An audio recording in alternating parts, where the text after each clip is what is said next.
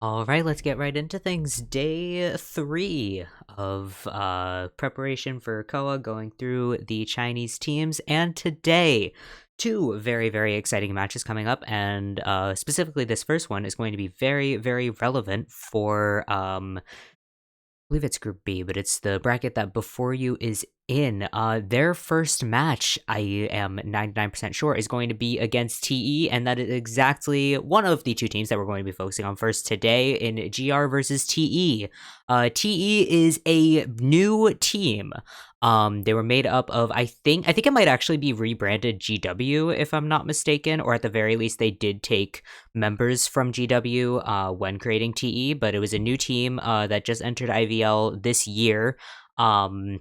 So a lot of familiar faces on their roster, but most importantly, TE right before or during, I think, the final qualifier stages for China, lost one of their hunter, or their primary hunter was lost was disqualified due to some drama that happened, which is an understatement, but you know what I mean. Anyway, what is important about that is that they are functioning as a complete team, but they only have one hunter. Previously, they were a team that worked with one hunter in the first couple rounds, and then they would switch hunters. But yeah, as far as I know, he's been disqualified.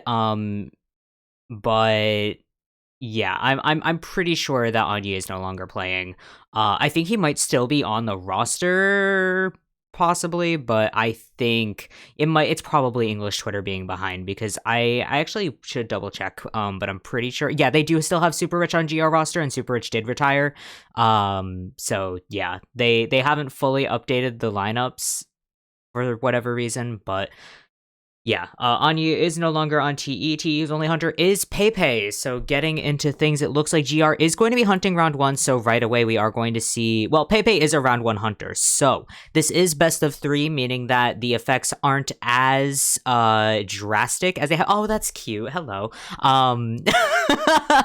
Yeah, the effects aren't as drastic as they will be as we get further into the competition with both GR and TE. These are both teams that are missing kind of their second round hunters. So we're seeing a lot more of Nie, who I have fixed my pronunciation. It's not pronounced Nie, it's pronounced Nie. So we will see Nie in the next half of the first round.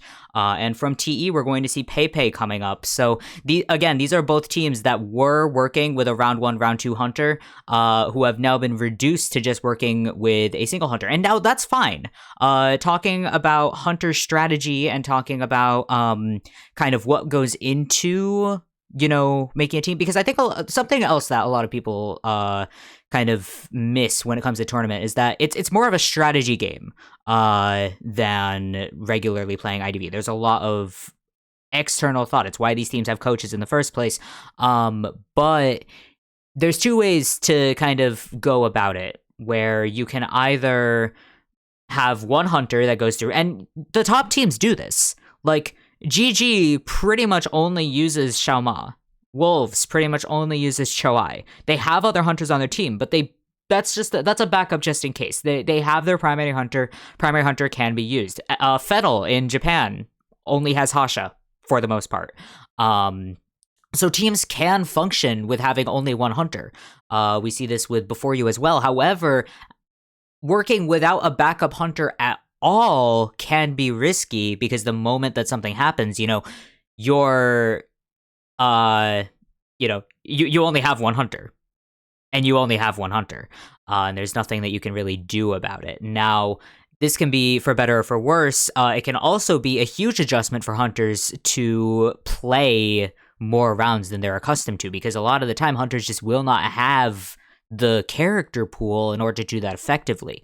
And yep, I was about to segue into that. That's exactly what killed Zeta last Koa. I think it was Vampi got sick, if I'm remembering correctly, and Alf had to play full, like, best of 5 matches. And Alf is an insane hunter, but Alf is not always a round 5 hunter. He can 100%, but once you reach that level, if you're going into things and you're preparing to play, after the first couple of rounds. You build your Alf specifically builds his hunter strategy around how round 1 goes. He chooses who he's going to play. You know, he starts thinking about round 2 and forward after round 1. And there's another hunter for round 1 right now. It's Miraikon. It's been Silk. It's been Vampire. But like, you know, when you're used to building a strategy around a round 1 hunter is what I'm saying. It can get difficult, you know, transitioning into only having a single hunter and having no other hunters. But we are going to see very quickly how this is going to affect TE. Pepe, as we're seeing here, the only hunter now for TE. And we are going to see that he's got the Gamekeeper and the Opera Singer going on. Again, this is the norm now. This is how the world works.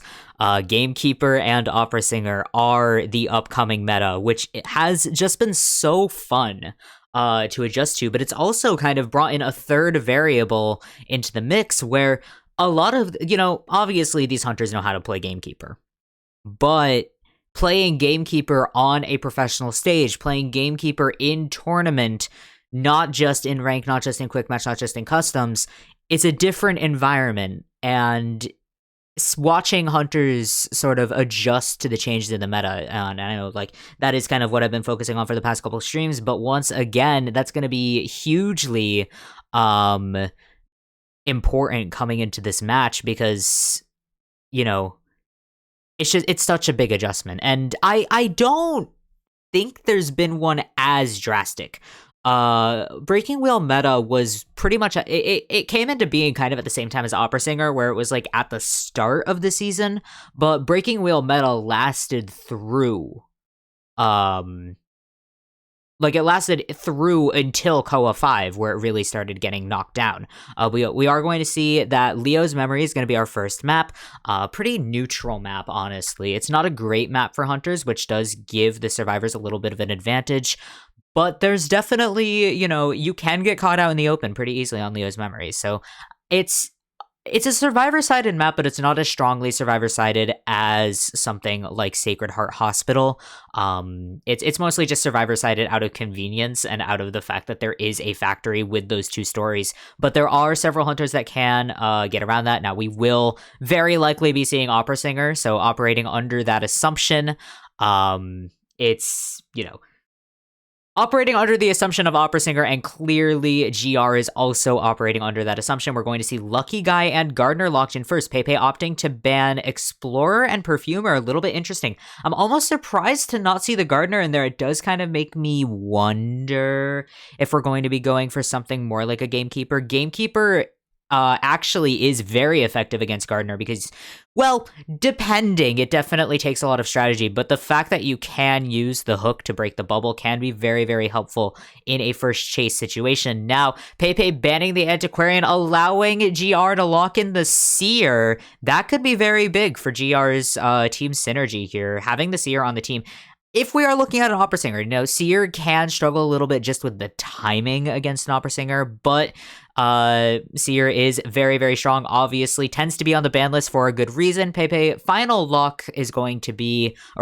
is going to be Mercenary, and GR is going to lock in the first officer, which once again makes me curious if Pepe is actually planning to bring out the Opera Singer here, because not banning the Gardener first, allowing the Gardener out. Gardener is pretty much the most frequent first pick character.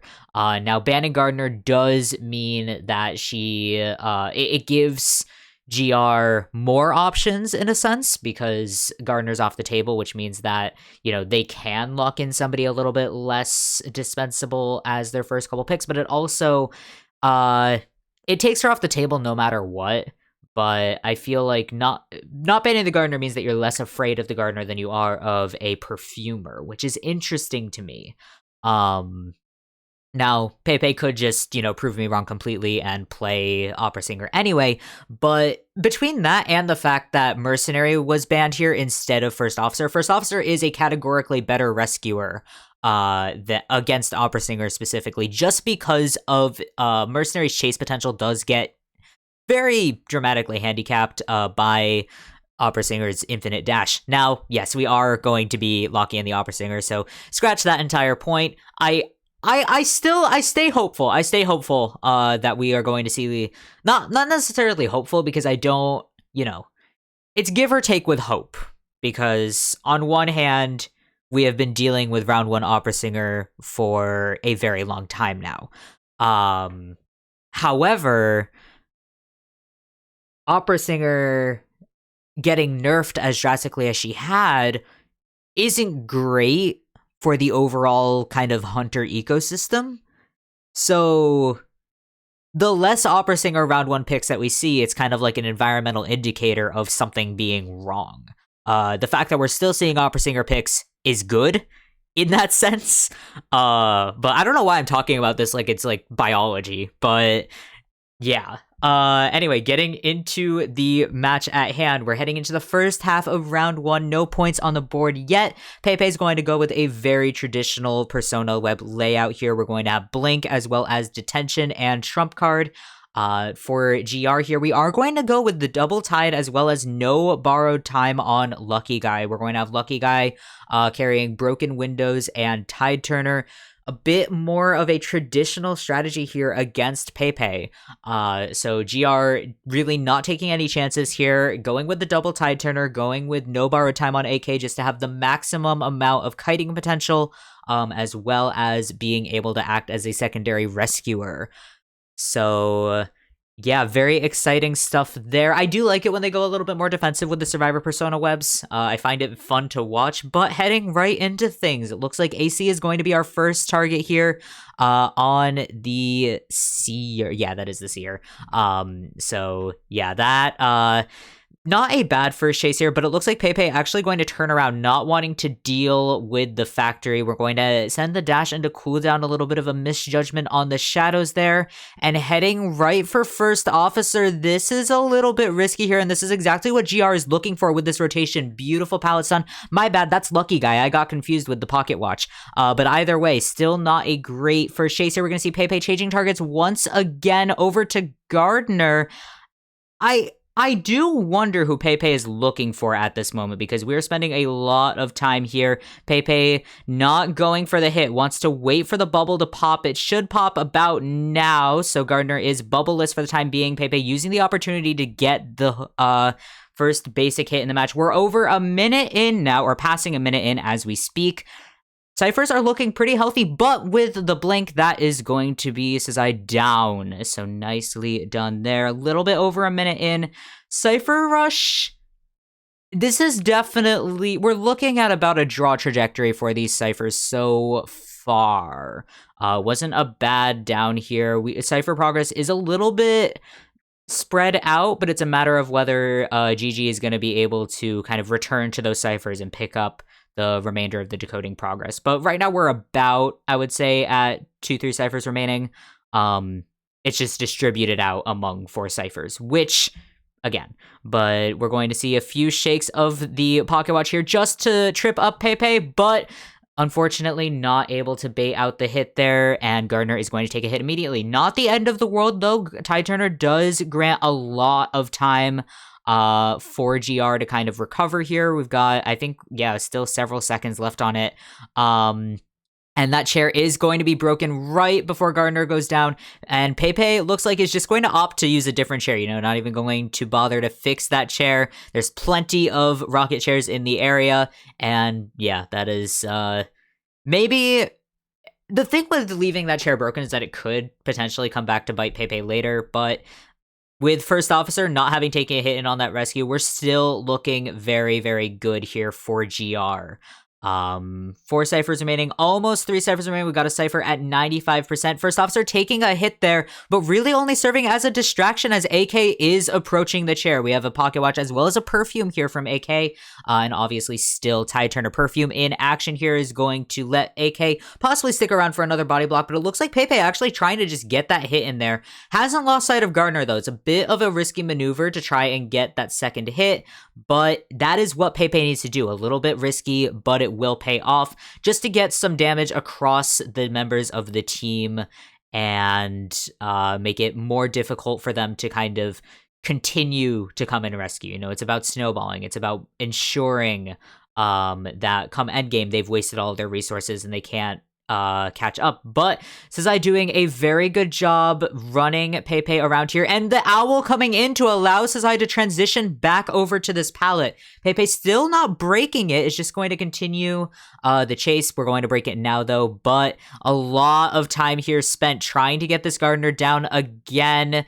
Pepe nicely done to corner Gardener in. Unfortunately, that is going to be down to one Cypher remaining here. That Cypher is already at around 50%. Now, this is still looking like a draw here. Pepe being able to get this first elimination before the Cypher pop is a good sign.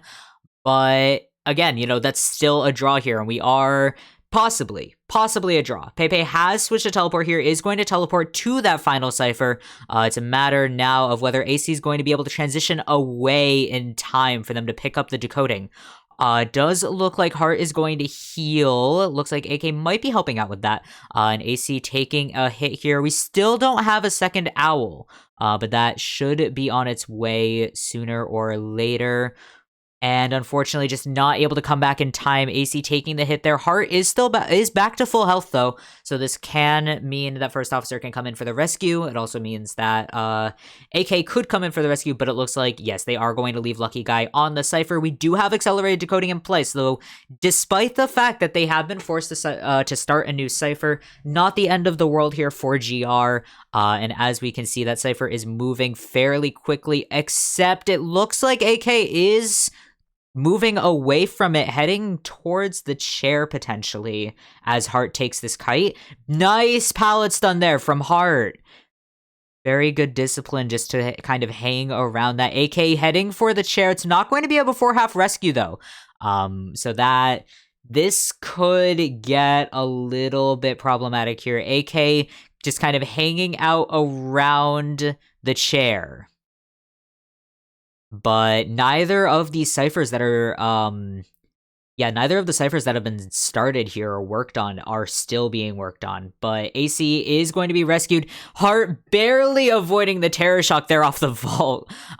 Playing with fire here. And another pallet stun. Pepe, this is the third pallet stun, I think, this match. So Pepe really hungry here for those pallets. GR kind of spread across the map here, trying to pressure these ciphers. It looks like we've managed to get another percentage on that cipher, but AK getting caught here. Does still have a pocket watch to work with, as well as a bot. Not quite sure where the bot is on the map right now. Possibly set up at a gate here, but nicely done with Pepe on the prediction from the watch there, getting in the hit. But it does look like we've returned to that cipher, but Pepe with the teleport. Beautiful map control here, and really just pushing these GR survivors. And there we are, Pepe playing the pallet mind game and finally winning. And with a beautiful shadow dance back to the area, we're going to get AK down once more. This can definitely snowball here for GR. We're in pretty much just peak position for that. AC down, AK down.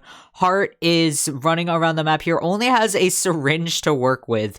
Unfortunately, out of items otherwise, but Pepe managing to pressure two ciphers.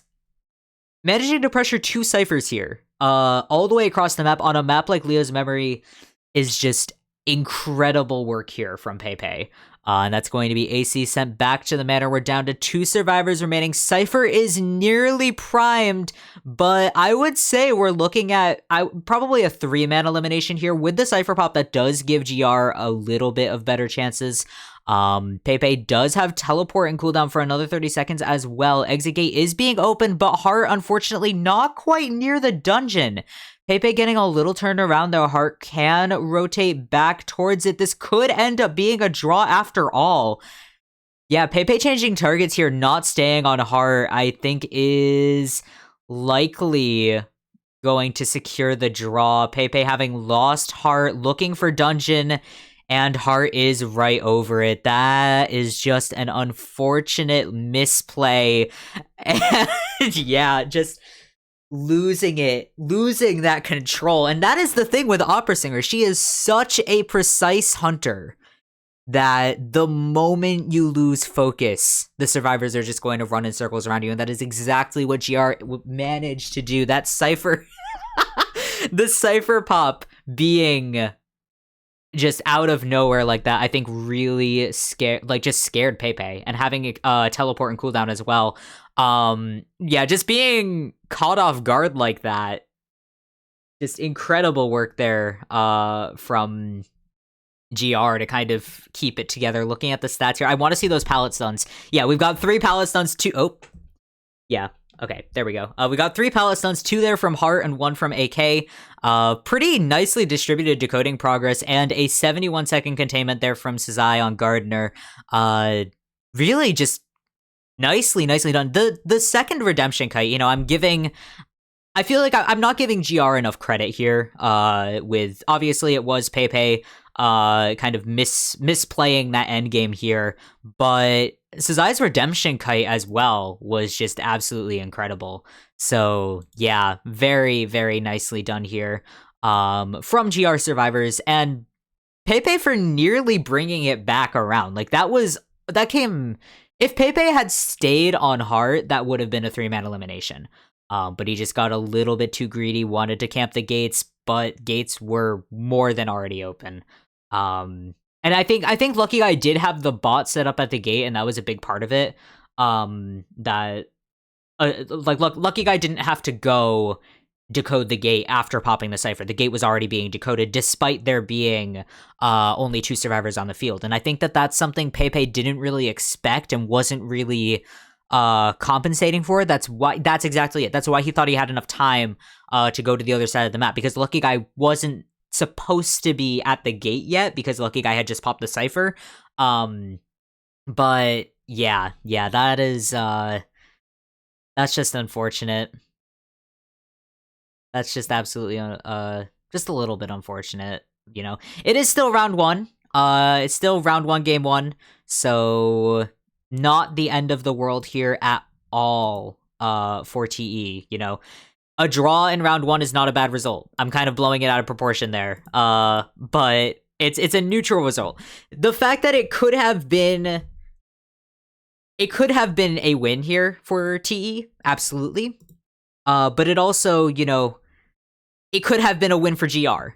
They were kind of on a win trajectory until Pepe kind of pulled out all the stops on that map control. So yeah, very much a game of tug of war in this match so far. But getting into GR survivors, we've just passed Yihua, local rescuer main, sitting there with the first officer and the mercenary. Moving on to TX here, we've got Gardner and Barmaid. So very high containment. We're looking at over 60 seconds average containment time. And quite a bit of decoding as well as a 66% escape rate. So, good stats here. Really, really good stats here. I do believe that these stats are pulled from IVL, possibly pulled from qualifiers. Not sure on that front.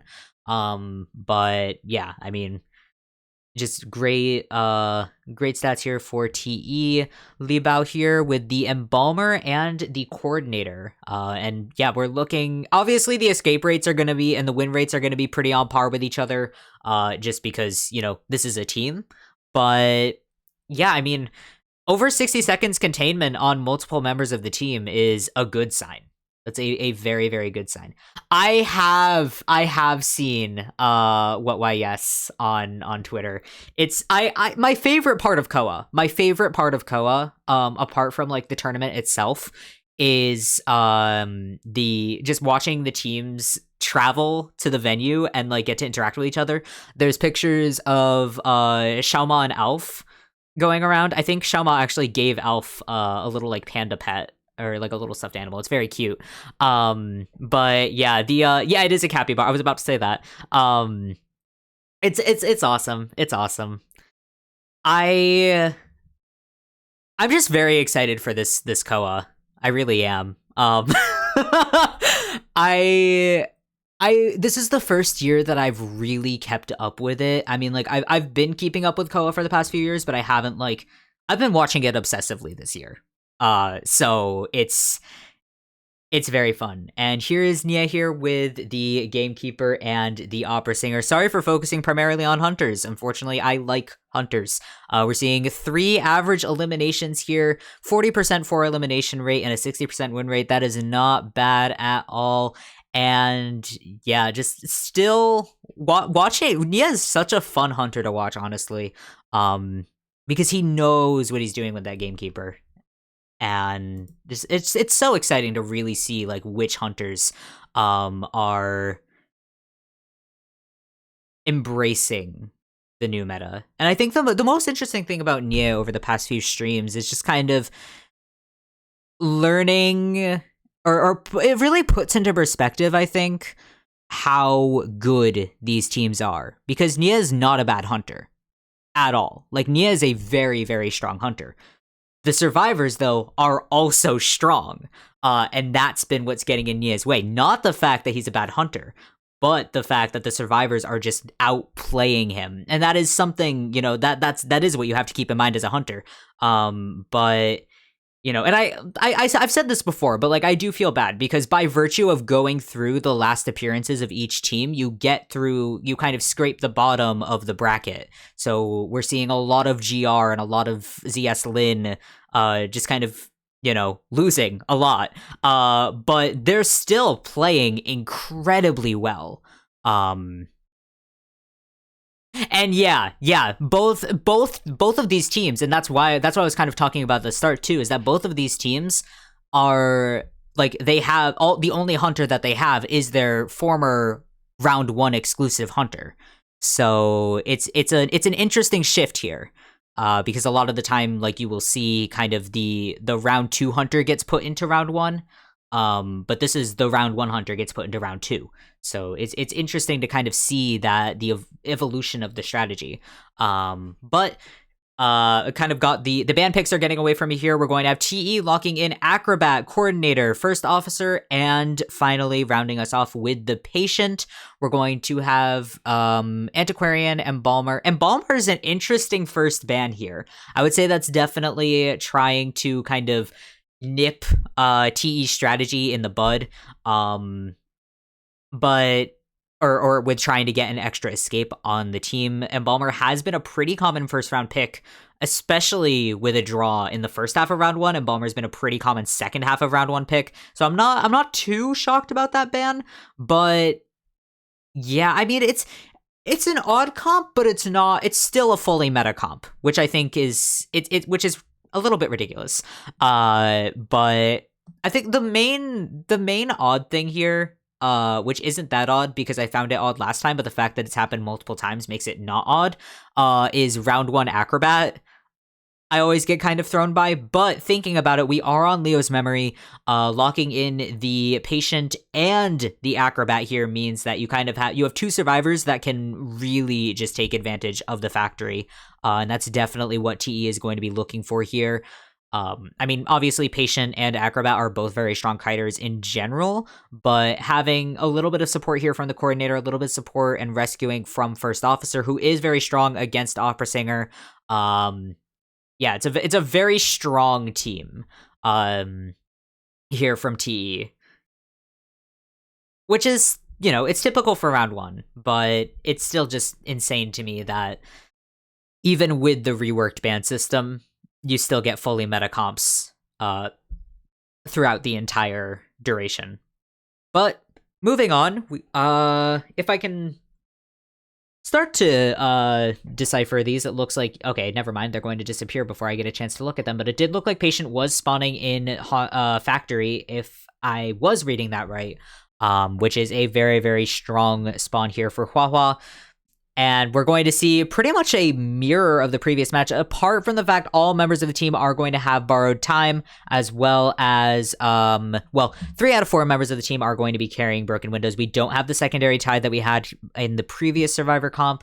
TE a little bit more confident, not needing that secondary tide, which is fair because there is a Coordinator on the team. Coordinator can guarantee a rescue and delay long enough to kind of have a tide equivalent if the gun is used for the rescue. But obviously it's not the same as having Tide Turner, but with broken windows here, knee-jerk reflex on all 3 survivors, as well as the kiting capabilities of Acrobat and Patient, yeah, they are setting themselves up for success here.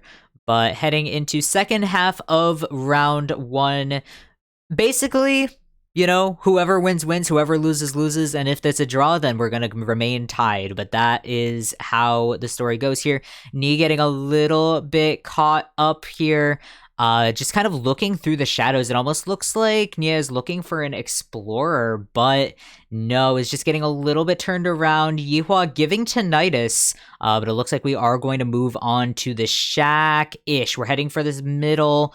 Li Bao coming a little close here. Did Nia see? Is the real question. We're going to see a teleport back, and nicely done from, oh my goodness, nicely done from Li Bao with a skill cancellation, as well as just Nia getting just turned around there, and vaulting that window where he didn't need to. That was just, we're having a bit of a rocky start into this match, and TE is not going to pull any punches here, so yeah, a little bit of recuperation here. Nee having a lot of decoys set up around the shack, but not able to make use of them just yet. We're going to vault the window once again and getting caught in the slow bomb too. So just so much slowing down here. We're over a minute into the match. Ciphers are going a little bit slowly just because TE was rotating, but just what a performance here. First hit of the match has gone through. We're about a minute 30 in, and Ciphers are looking very, very healthy.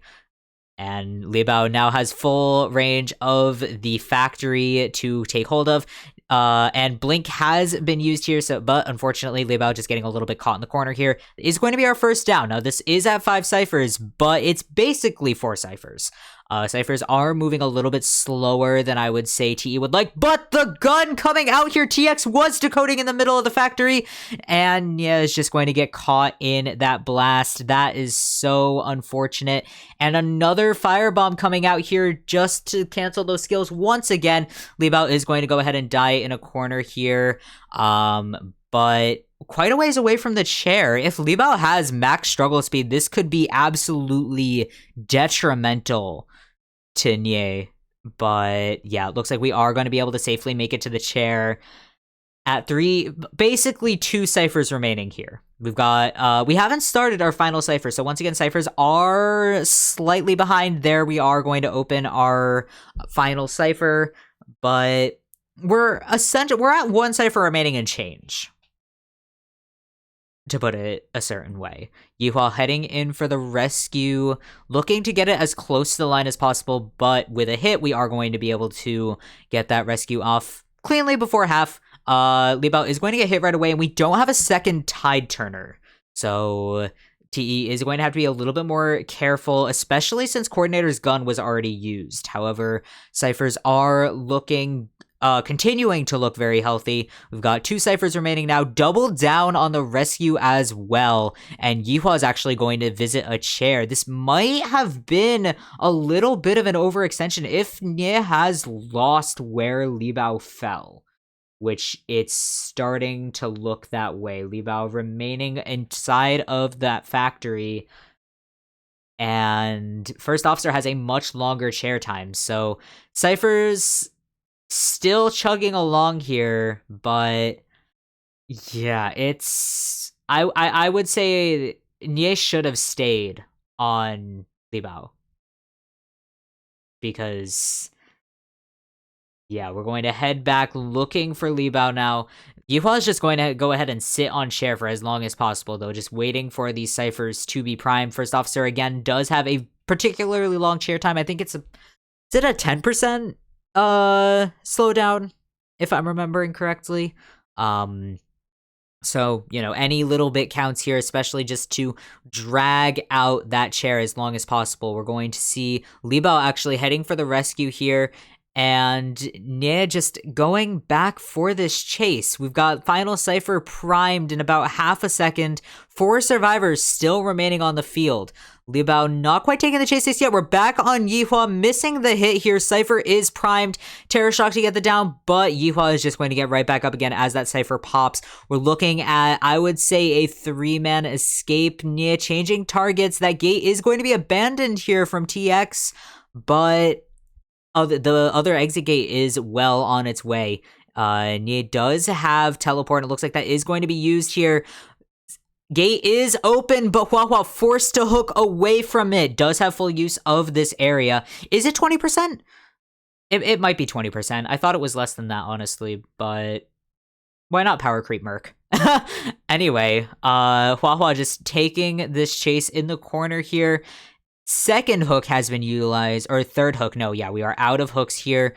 But Huahua still has plenty of room to maneuver, and Nia is just getting stuck in this corner. Both gates are open. It's only a matter of time here whether Huahua is able to transition away or if they're just going to go ahead and take the 3-man. It does look like that's what they're going to do. Huahua only wasting time by vaulting.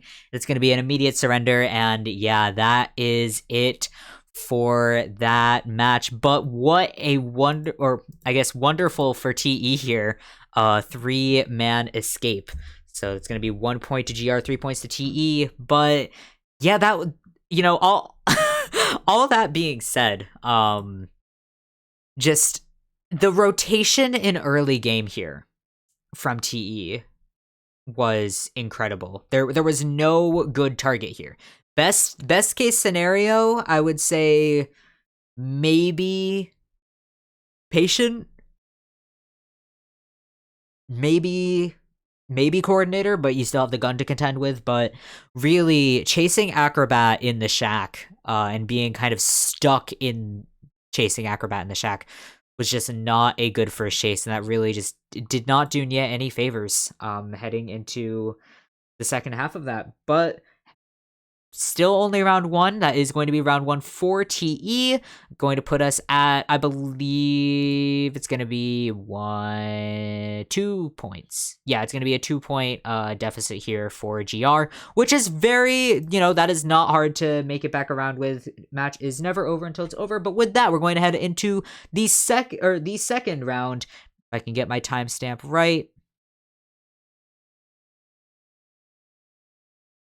I think I miss it? Oh no, we're good.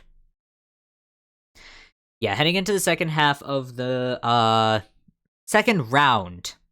First half of the second round. Numbers are, as always, not my strong suit, but we are going to be on Ever Sleeping Town, which I know because I took notes on it, which is a pretty neutral map, and is also a map that is good, for hunters. It's a much safer map for hunters than Leo's Memory. It's just overall, an advantageous map for both factions. So, it's a kind of a nice thing to see heading into round 2, where the hunters have been kind of getting tripped up by how strong these survivors are. We're going to see GR ban the opera singer.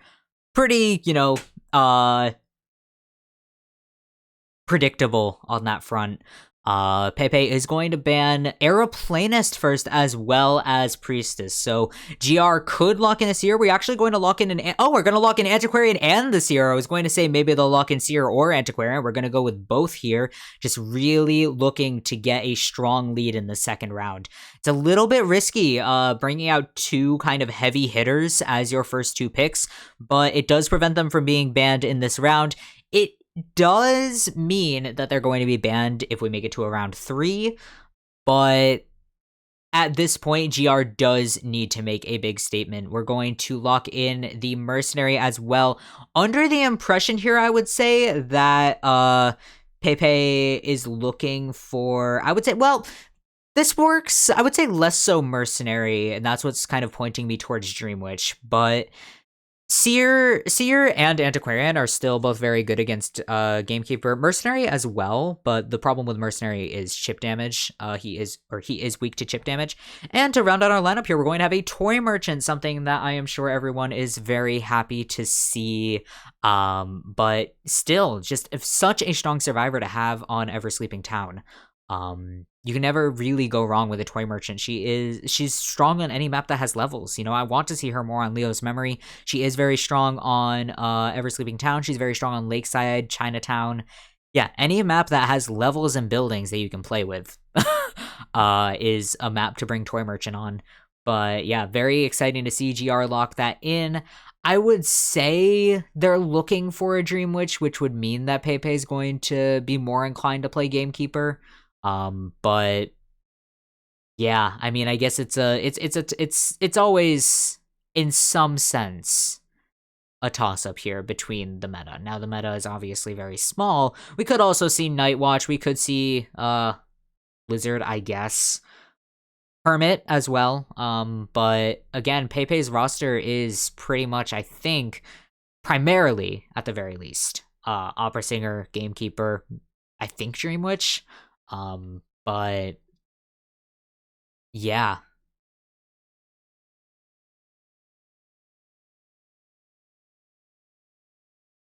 Oh, I forgot about Pepe's Naiad. That is that is something that I did forget about, which is my bad. And I do remember now that Pepe is a Naiad main. So that's on me. But I feel like it's not a great comp against Naiad is the thing, which is why I wasn't really thinking about Naiad, is that Seer is very vulnerable against Naiad with the water damage. You can't owl water damage at all. It just ignores the owl. So that's a huge part of Seer's functionality kind of taken off the table. Now that does depend on Pepe being very aggressive with the water, and GR, getting caught in the puddles. So it is very situational whether or not Seer will be kind of taken out of commission. But yeah, I mean, see, I feel like GR was thinking about Naiad because Pepe is kind of the Naiad main in this day and age.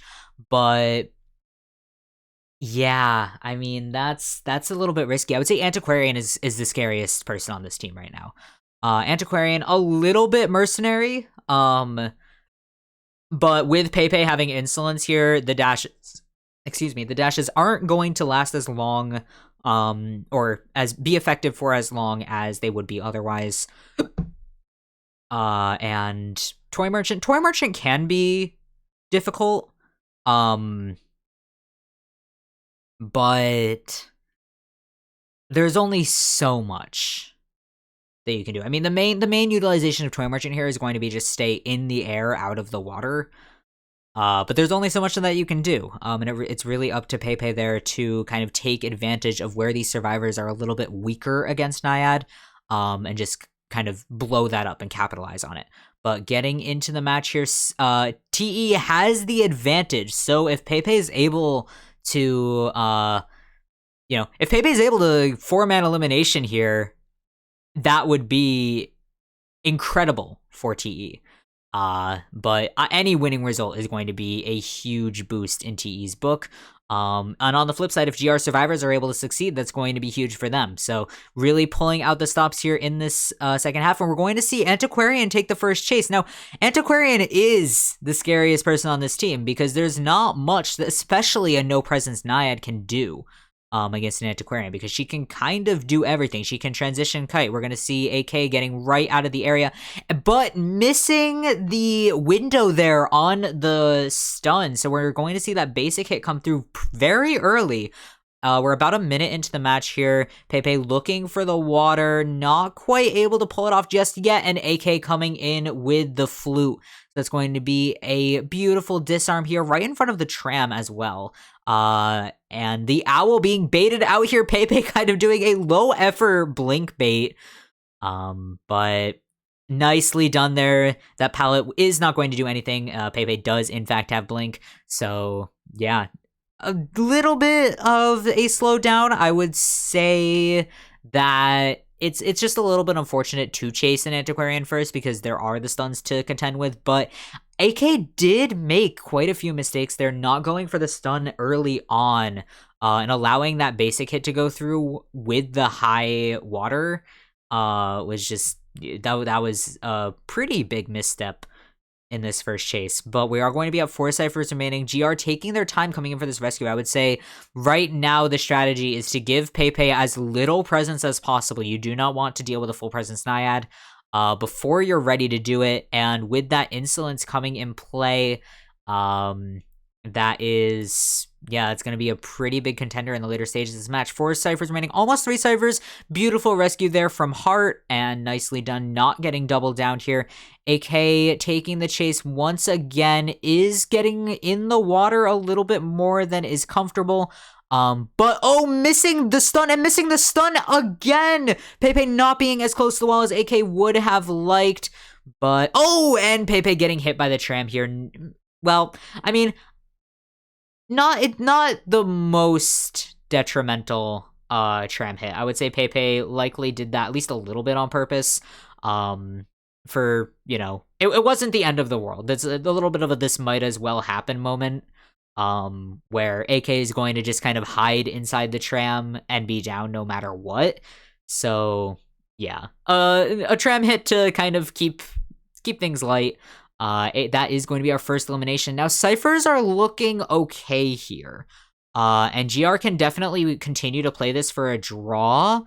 But that's going to be about the best they're going to make. Heart falling victim to that double dash. That's very unfortunate here from Heart. Not really able to use those elbow pads to get out of the way. And that is what I was saying earlier on, is that mercenary elbow pads aren't the best kind of weapon of attack here for a survivor against a Naiad, because she can dash too. You know, once both the hunter and the survivor can dash, the survivor dash tends to be much weaker. But we are going to see AC coming in for the rescue. Toy Merchant does not have Tide Turner. Yeah, I do think, yeah, the only Tide on the team was from Mercenary. It looks like AC is actually not going to come in just yet. Just kind of hanging out in the center house.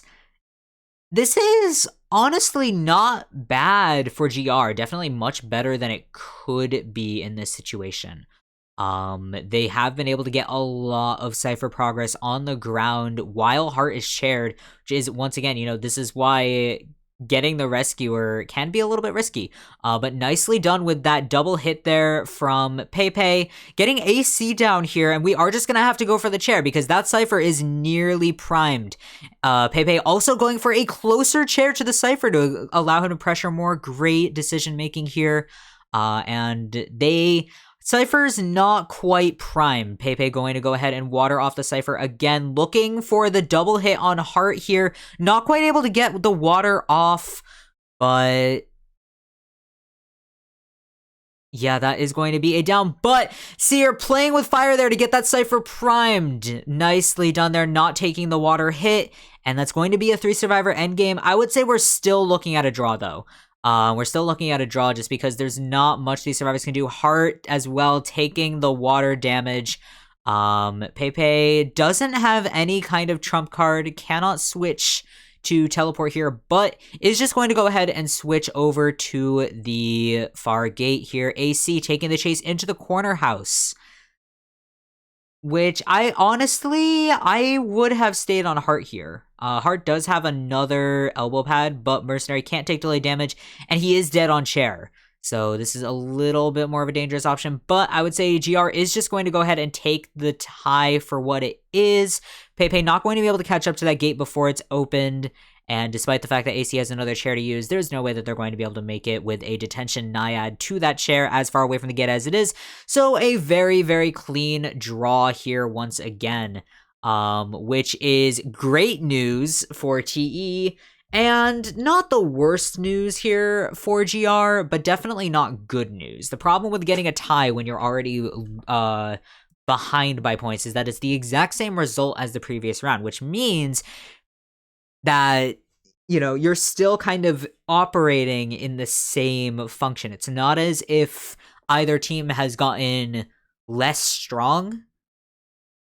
And GR hasn't really been able to exploit any weaknesses, is the main thing that a second tie says, is that, Pepe is still just as strong heading into round 2 as he was in round 1, despite the hunter ban, which is what happens, when you have a second primary hunter, apart from opera singer. But yeah, it's just fascinating to really kind of, or it's fascinating to me. I don't know if anybody else finds it interesting, but I love analyzing hunter decision making.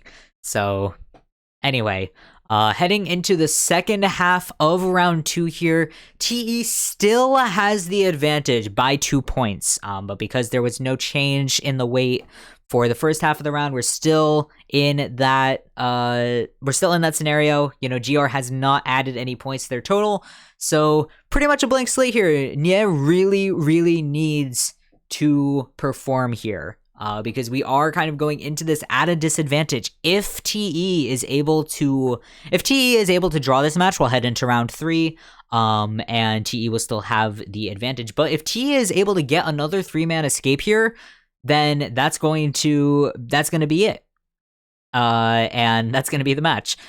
But locking in here, we're going to have Nye banning the Priestess as well as the Antiquarian, and TE locking in the Aeroplanist and the Dancer. So once again, very exciting comps for my viewer base, but also just very, very strong in general. TE locking in the Cheerleader as well, really leaning into this kind of new meta here with the Aeroplanist, with the Cheerleader. Dancer as well has been kind of a fixture of competitive for the past couple years, but still, relatively new, not necessarily what you'd think of in traditional meta. It's been very, very exciting to see kind of more and more and more Dancer.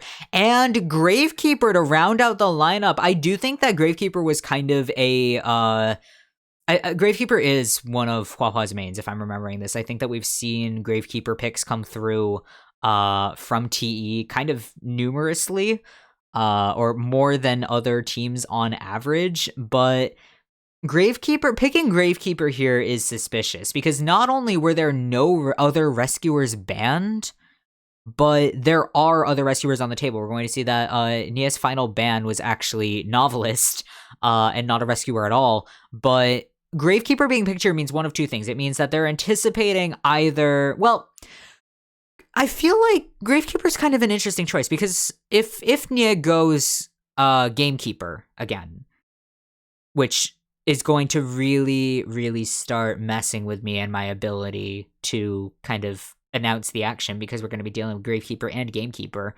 But the thing with Gravekeeper is that he doesn't necessarily counter Gamekeeper, because I'm pretty sure you can still hook out of the shovel. Or at the very least, you can use the hook to break the shovel. So Gamekeeper is a little bit of a risk to bring out a Gravekeeper against. But I would say, we're going to go with an Axe Boy.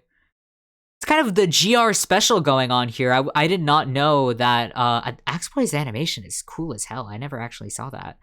What is he doing all that for? That's because that's not his normal animation.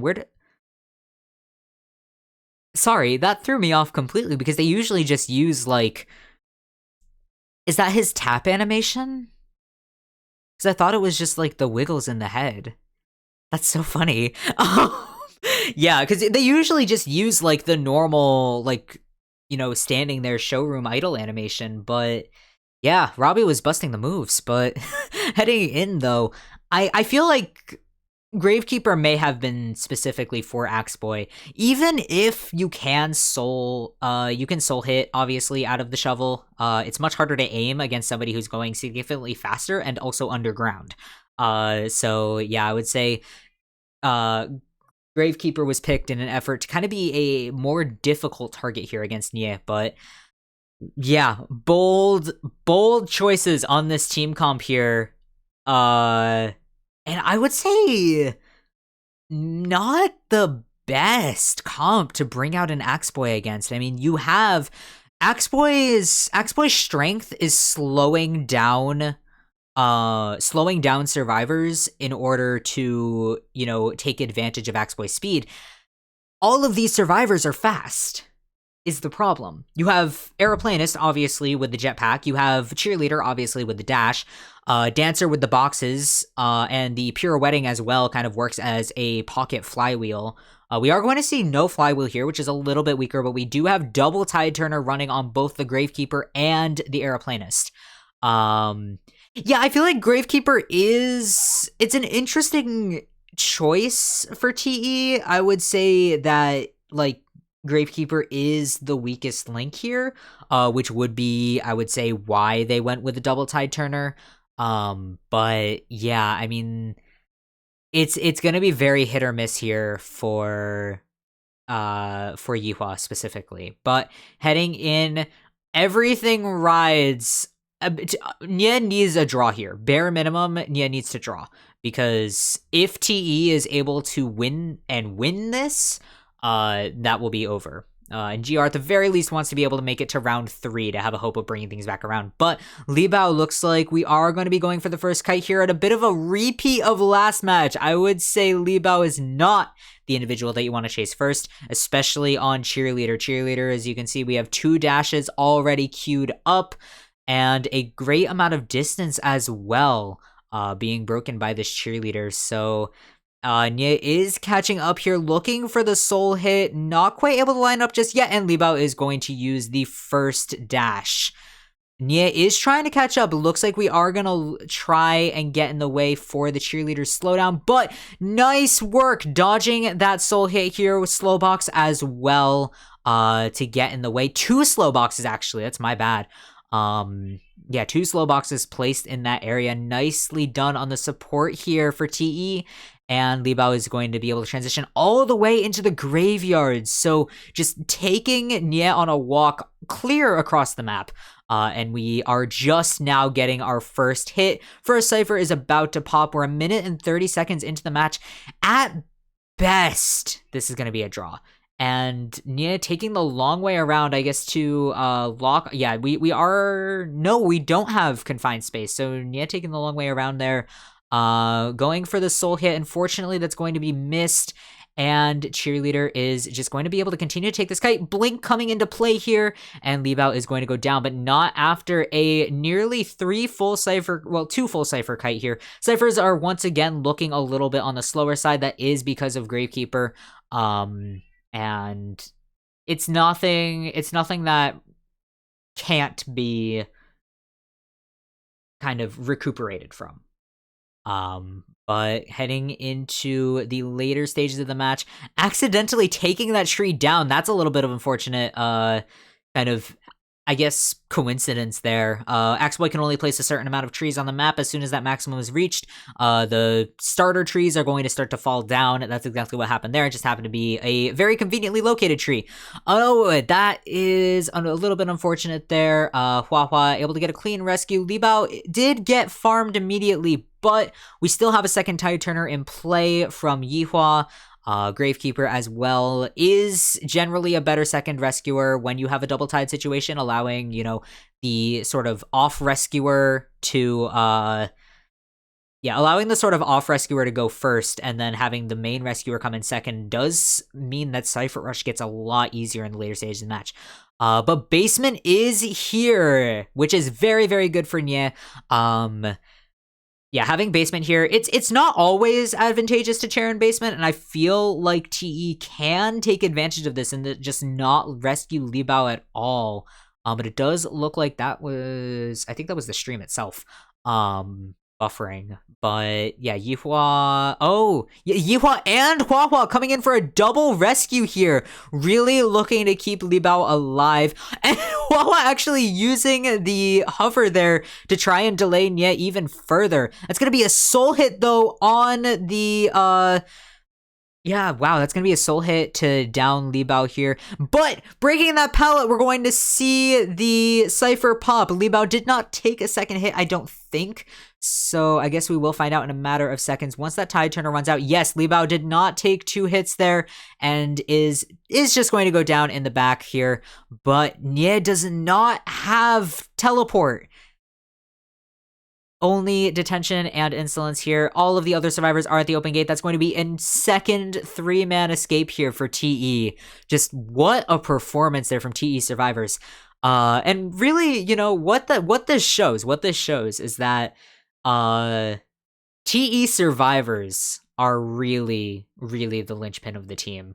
And especially right now. I mean, Pepe is a good hunter. The mark of a good hunter is the ability to get a tie even against great survivors, because GR survivors are also really, really strong. But the fact that Pepe is still able to get, you know, getting the draw and then getting the draw consistently here is the key. And it's sort of a reverse of how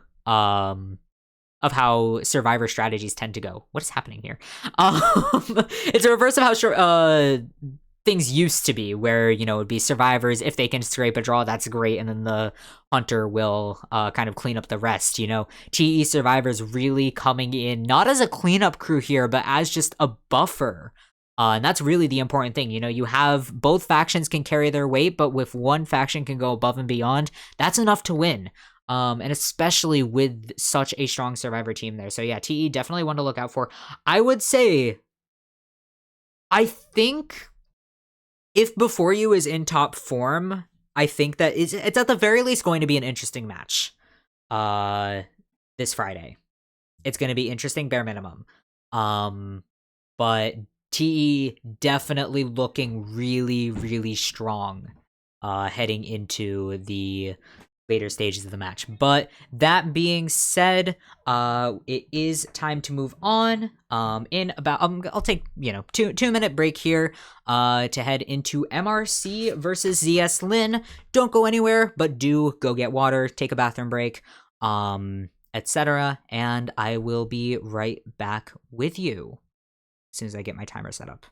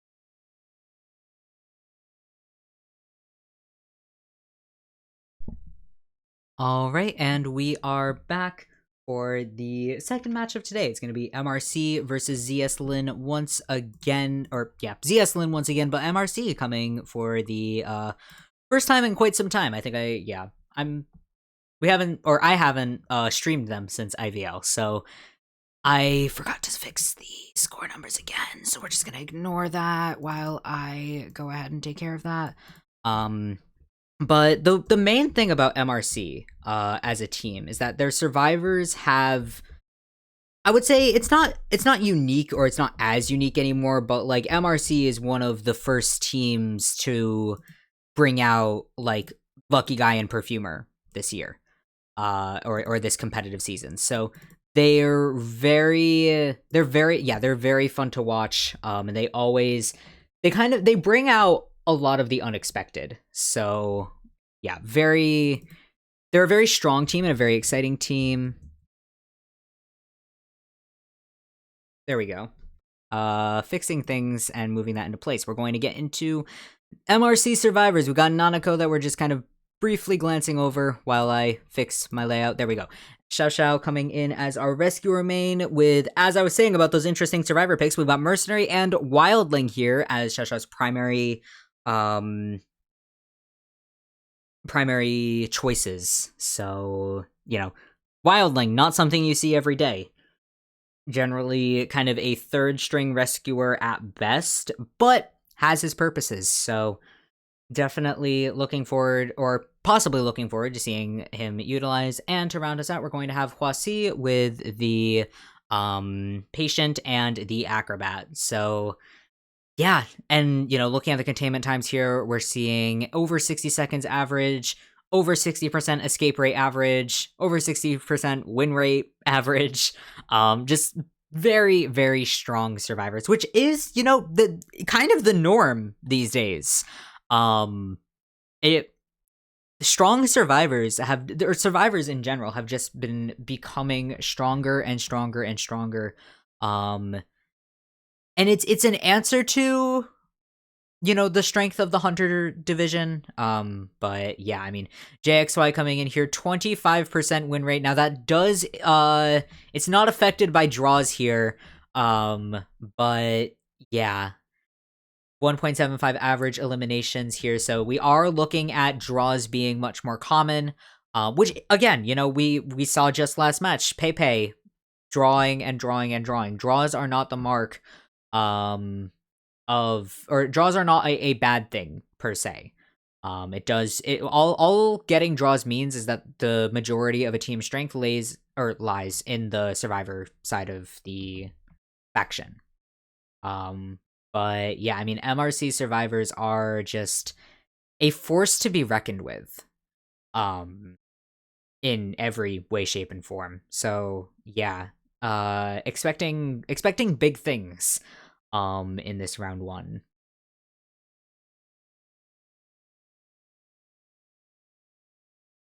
And we should be getting into the ban pick shortly. It's probably going to just sneak up on me there. Oh, okay. We actually got the map picks going on here. We've got Chinatown being banned by MRC, which is very interesting here. And Ever Sleeping Town picked from ZS.Lin. Chinatown is an interesting map ban. Especially for round one. I can't think of many situations in which Chinatown has been picked as a round one. It's a very uncommon round one map. It's generally reserved more for round two. Usually round three is where we see it the most, because it's a very, very strong hunter map, and there's no longer a map ban to be put into place to begin with. But yep, MRC coming out here with that Lucky Guy as well as the Acrobat. And JXY going to ban Gardener, Coordinator, and Mercenary. With the Mercenary ban, that does invite the first officer, so we are going to see that. Really, expecting the opera singer here. Going, yep, we know, we're prepared.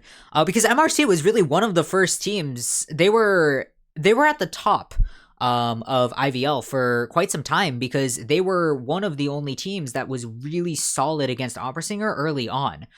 So they've been developing these strategies. I mean, every team has been developing these strategies, but MRC has been developing anti-Opera Singer strategies to great success since IVL, since, pre-nerfs Opera Singer. So playing an Opera Singer here, this is pretty much a textbook counter comp for her. So just a very, very dangerous thing for JXY to be looking at right now on the Survivor side. Yeah, we're going to have Xiao Xiao on the First Officer, Xiao Di on the Lucky Guy, Nanako on Acrobat, and Huasi on the, or Huasu, I think, on the Patient.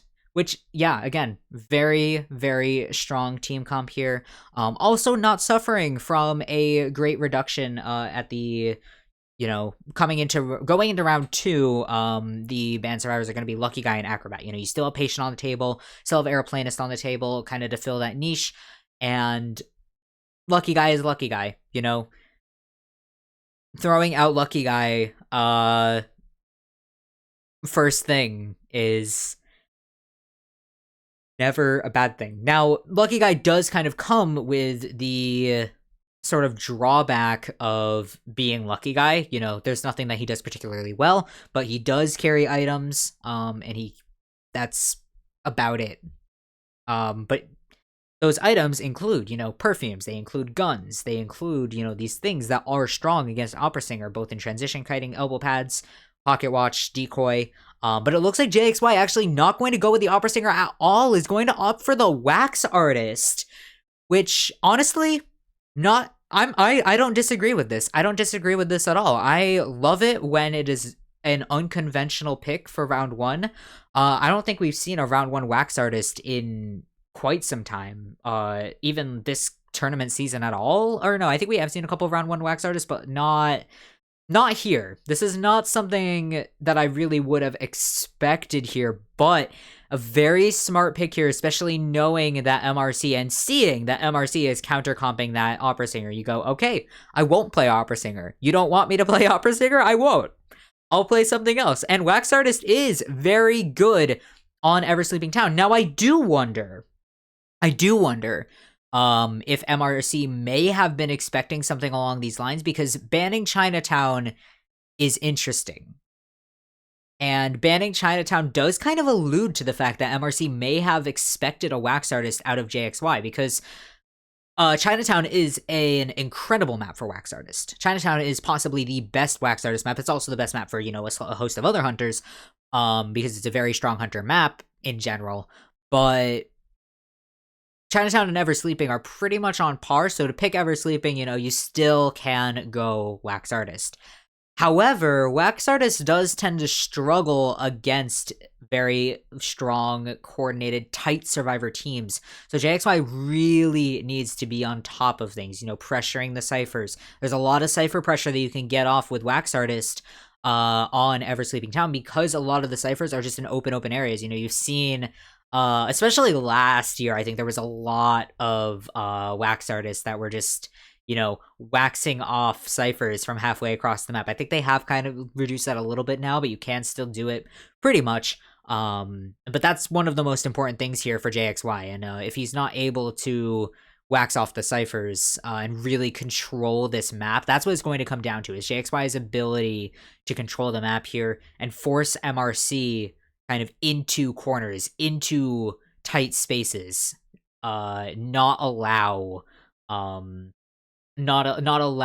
any of the survivors to really coordinate and to get that cipher rush off. But heading into the first half of round 1, we are going to see Xiao Di, it looks like, taking the kite, or at the very least getting stuck in the graveyard. But no, we are going to see JXY just going right for that. So that's going to be Lucky Guy taking our first chase. Which, I mean, yeah, chase a Lucky Guy first. It's not the worst thing in the world, but Graveyard is such a strong area. Xiao Di, obviously expecting that first chase, and really just looking to set up for success. We've got a decoy here as Lucky Guy's item, and yeah, decoy's honestly not bad though. Decoy, yep, as we're seeing here, nicely done with that decoy, allowing Xiao Di to get very, very cleanly to the tram with that decoy, blocking much of the wax. Wax should start going down. I think the wax will start going down. Yeah, wax started going down now. So we are still stuck on the tram for the time being. Heading towards Nanako Cypher, which not as fortunate, I would say, as, not going to a Cypher. But it is what it is. It could definitely be worse. A beautiful flywheel here from Xiaodi. We're going to see a bit of a late blink here from JXY, trying to kind of bait it out and keep Xiaodi at the pallet, but understanding that Xiaodi's not going to take the bait, just using the blink to break some distance and getting the first basic hit in there. But of course, we have already used blink, and a beautiful pallet stun here from Nanako. JXY probably just not expecting Nanako to really be able to go for it that boldly, but that is exactly what is going to happen. 2 survivors kiting now isn't great, but we do already have a Cypher popped here from Patient, working on another Cypher about to pop here, and JXY doing a good job of dodging that bomb, though unfortunately Xiaodi can just loop this forever with that pallet remaining unbroken. JXY still not breaking the pallet here. Quite a bit of wax to use, but this loop is just so strong here for Xiaodi. There's pretty much, there's no... okay, yeah, we are going to break the pallet, but there's not a lot of resources that have been used. But Xiaodi, unfortunately, just getting a little bit too much wax there, is going to go down, but not before our final 3 ciphers have all been started, all with quite a bit of progress on them, 2 of them passing 50% now, and our third one coming along very smoothly. We are going to see, yup, there we are with the Cypher locking off, but unfortunately, I don't think that actually reached all the way to the Cypher. I think Nanako is still decoding. I might be wrong on that, but it didn't look like the Cypher was locked off. That could be very, very big here for MRC. And that's exactly what I was saying. If JXY is not able to pressure these Cyphers, then MRC still has the upper hand. Despite not playing an anti-wax artist comp. Xiaodi is going to take a hit off of that rescue, so Tide Turner is going to come into play. With that shield. Yep, Xiaodi is going to go down now, but 2 ciphers remaining. Final cipher at 66, almost 70%. And second to last cipher pretty much about to pop as we speak. Unless it looks like, yeah, that's not the cipher that's being decoded. Both of the remaining ciphers are still being worked on. The only thing that's happened now is that Huasi has been forced off of that cipher, which is not the end of the world because it's not one of the it's not one of the final ciphers. So yeah, that's the cipher that we don't need to lock off. But Huasi just coming for the rescue here with the cipher almost being primed. That is going to be a basic hit, but yeah, MRC really has put JXY between a rock and a hard place, and they are just going to go for that pop. Xiaodi just still keeping up this chase. No items to work with here, just raw kiting and teammate support, and that really is the mark of a strong survivor team here. And just strong survivors overall. Xiaodi just fully solo kiting this match. That is going to be an elimination, but that's it. Trump card not coming into play yet. JXY might switch now, but it is too late here. Yeah, we are just going to go ahead and do the teleport switch for formality, but all 3 MRC survivors have cleanly exited out the gate. That is... yeah, that is just so unfortunate. That's exactly what I was saying. Playing...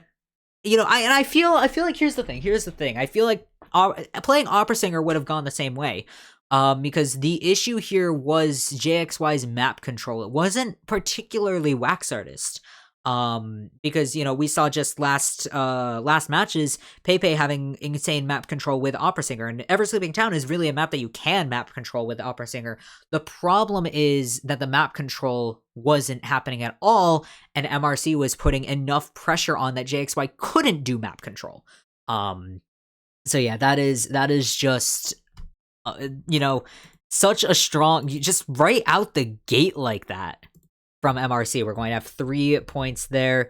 1 point, 1 elimination to ZS.Lin, which is better. It's not bad. It's not bad. Getting the 1 elimination is much better than getting 4 escaped here. But look at that containment. 142 seconds of containment, and a lot of that didn't register. Or a lot of Xiaodi's total containment didn't register because MRC just kept up such a huge distance away from JXY, despite JXY playing Wax Artist. it is much more difficult to keep up that kind of distance consistently against the Wax Artist because the entire point of Wax Artist is to stop you. Like, he's a stun hunter. Wax Artist stops you, makes it so that you cannot get away. But MRC was still able to do that just through sheer kiting capability. And yeah, just raw skill there from Xiaodi. Obviously, teammate support there from Nanako, teammate support from, Huasi, the rest of the team came through, but end all be all, that was Xiaodi's kite. And what a kite it was. If I can find the right point here for... It's sorry that you can always see me kind of like messing around here. Trying to find proper timestamps in a video that is 8 hours long is not easy. But heading into heading into the second half of round 1 here, we're going to look at ZS.Lin survivors. We've got Yuan here with the Acrobat and the Patient, looking at a pretty nice 50% escape rate here, 37% win rate, a little bit low, but 52 seconds average containment, not bad. Looking here at Guagua here, we've got 47 seconds average containment, 62% escape rate. And again, we are going to see that 37% overall win rate for all of these survivors because once again, they are on a team. They're going to have the same results. But yeah, Guagua's, they're, it's solid statistics. But it really is, it's draw statistics. It's not win statistics. But here with Gui, we've got 80 seconds of average containment with a 25% escape rate. Gui, with the barmaid and the coordinator, that is who gets chased first. That is why, 25% escape rate, despite the high containment time, is just that says in plain text, especially the 90.1 average decoding progress. That is, I take the first kite. I am the first kiter. So... yeah, not unexpected here from ZS.Lin. And heading over to MRC's corner, we're going to have Ali with the opera singer, MRC's round 1 hunter. And just a very, very strong opera singer. Once again, MRC was one of the first teams to have anti-opera singer strategies, which also means that Ali is a very, very scary opera singer because this is who he's been training against. So... yeah, always. Oh, MRC is just such an exciting team to watch, honestly. No matter the context. But this is something that I wanted to say at the start of the last match. I kind of miss ACT. It's been surprising not seeing them around in COA. Like, they didn't make it to COA this year, did they? Because I think HHDG kind of made it instead, which is crazy. HHGG is a pseudo professional team though. We are going to be watching them on Thursday. Yeah, I am very sorry for the schedule changes. The last second schedule changes. I wanted to stream yesterday, and then I realized that the eclipse was going to be hitting my area like half an hour after I started my stream, and I was like, well, yeah, I'm gonna go ahead and see that. It was cool. We didn't get totality where I am, but we did get, we didn't get totality, but like the shadows got weird. So it was, it was cool. But yeah. And then I realized that I'm getting new glasses tomorrow, so I won't be able to stream because I will be out doing that. So yeah, Tuesday, Thursday, today, same time on Thursday. And then COA's going to be starting. But circling back around to that topic, I'm obviously going to go through that whole spiel again at the end of the stream. But getting back to the second half of round 1 here, we're going to see Weeping Clown and Coordinator as our first 2 picks here. Guagua looking for that Weeping Clown, wanting to play that pretty hard. But wow, yeah, really interesting team comp here from ZS.Lin. We're going to have Weeping Clown, we're going to have Coordinator, Aeroplanist, and rounding us out with the Wildling. So a bit of a dangerous comp here for Muro in particular. But I do love a good hullabaloo combination. And I do think this is something that we have seen from ZS.Lin before. So how well it will be able to stand up against Ali? we'll just have to see. Aeroplanus being on the team, definitely not a bad thing. Coordinator as well, especially coordinator on Gui here is going to be very, very strong for them. And Ali with these textbook bans, probably not expecting, or at the very least, coming in knowing that ZS.Lin is going to do something off book, but still going ahead and banning kind of that hard meta against Opera Singer, because individual team strategies are individual team strategies, but at the end of the day, hard meta, you always want to get hard meta off the table, because I would rather, this is me personally speaking, and this is also how I kind of think about Hunter bans. Like, when I go into rank, I would rather, ban Opera Singer and get a very, very good, like, Sculptor, and be like, okay, like, I'm gonna flop against this Sculptor, but at the very least, like, I'm not going against a decent character that is very good versus a less good character who is being played by somebody very good. You know what I mean? So like Wildling I wouldn't be afraid of, but Wildling can be very scary in the right circumstance. Like, I wouldn't ban Wildling unless I knew that a team had like a terrifying Wildling, but those two words don't go together. Terrifying and Wildling do not go together. But yeah, and yeah, we're in. I will allow myself to say one thing that is a little weird. But we're in Bara season for the meta. That's all I can say. Charles being picked, Bane being picked all the time. It's Bara season. So, but heading into the second half of round one, Guagua immediately with the rocket taking this chase over to the corner house. Nice way to transition there. That is kind of the strength of Weeping Clown, less so using the rockets as stuns and more just using them as kind of elbow pads, distance breakers. It's very effective, but Guagua taking a hit on the outside here. Ali circling back around. Guagua is kind of hanging, it looks like, heading into the center area, but spending a little bit extra time in the middle there. We are going to see the second rocket coming into play, heading towards Gui here. Gui using the gun just to buy Guagua a little bit more time, and Guagua using that time to transition into the graveyard. So very nicely done here, and it does look like Gui was trying to kind of take that chase away from Guagua, but that's not going to be the case, unfortunately. Ali getting a little bit tripped up, but using the Shadow Dance to get right back into the swing of things. Guagua taking the kite on the outside of Graveyard, and our third rocket here, but Ali catching right up, but nicely done with that stun. Ali coming very, very close to just smacking Guagua out of that rocket, but to no avail.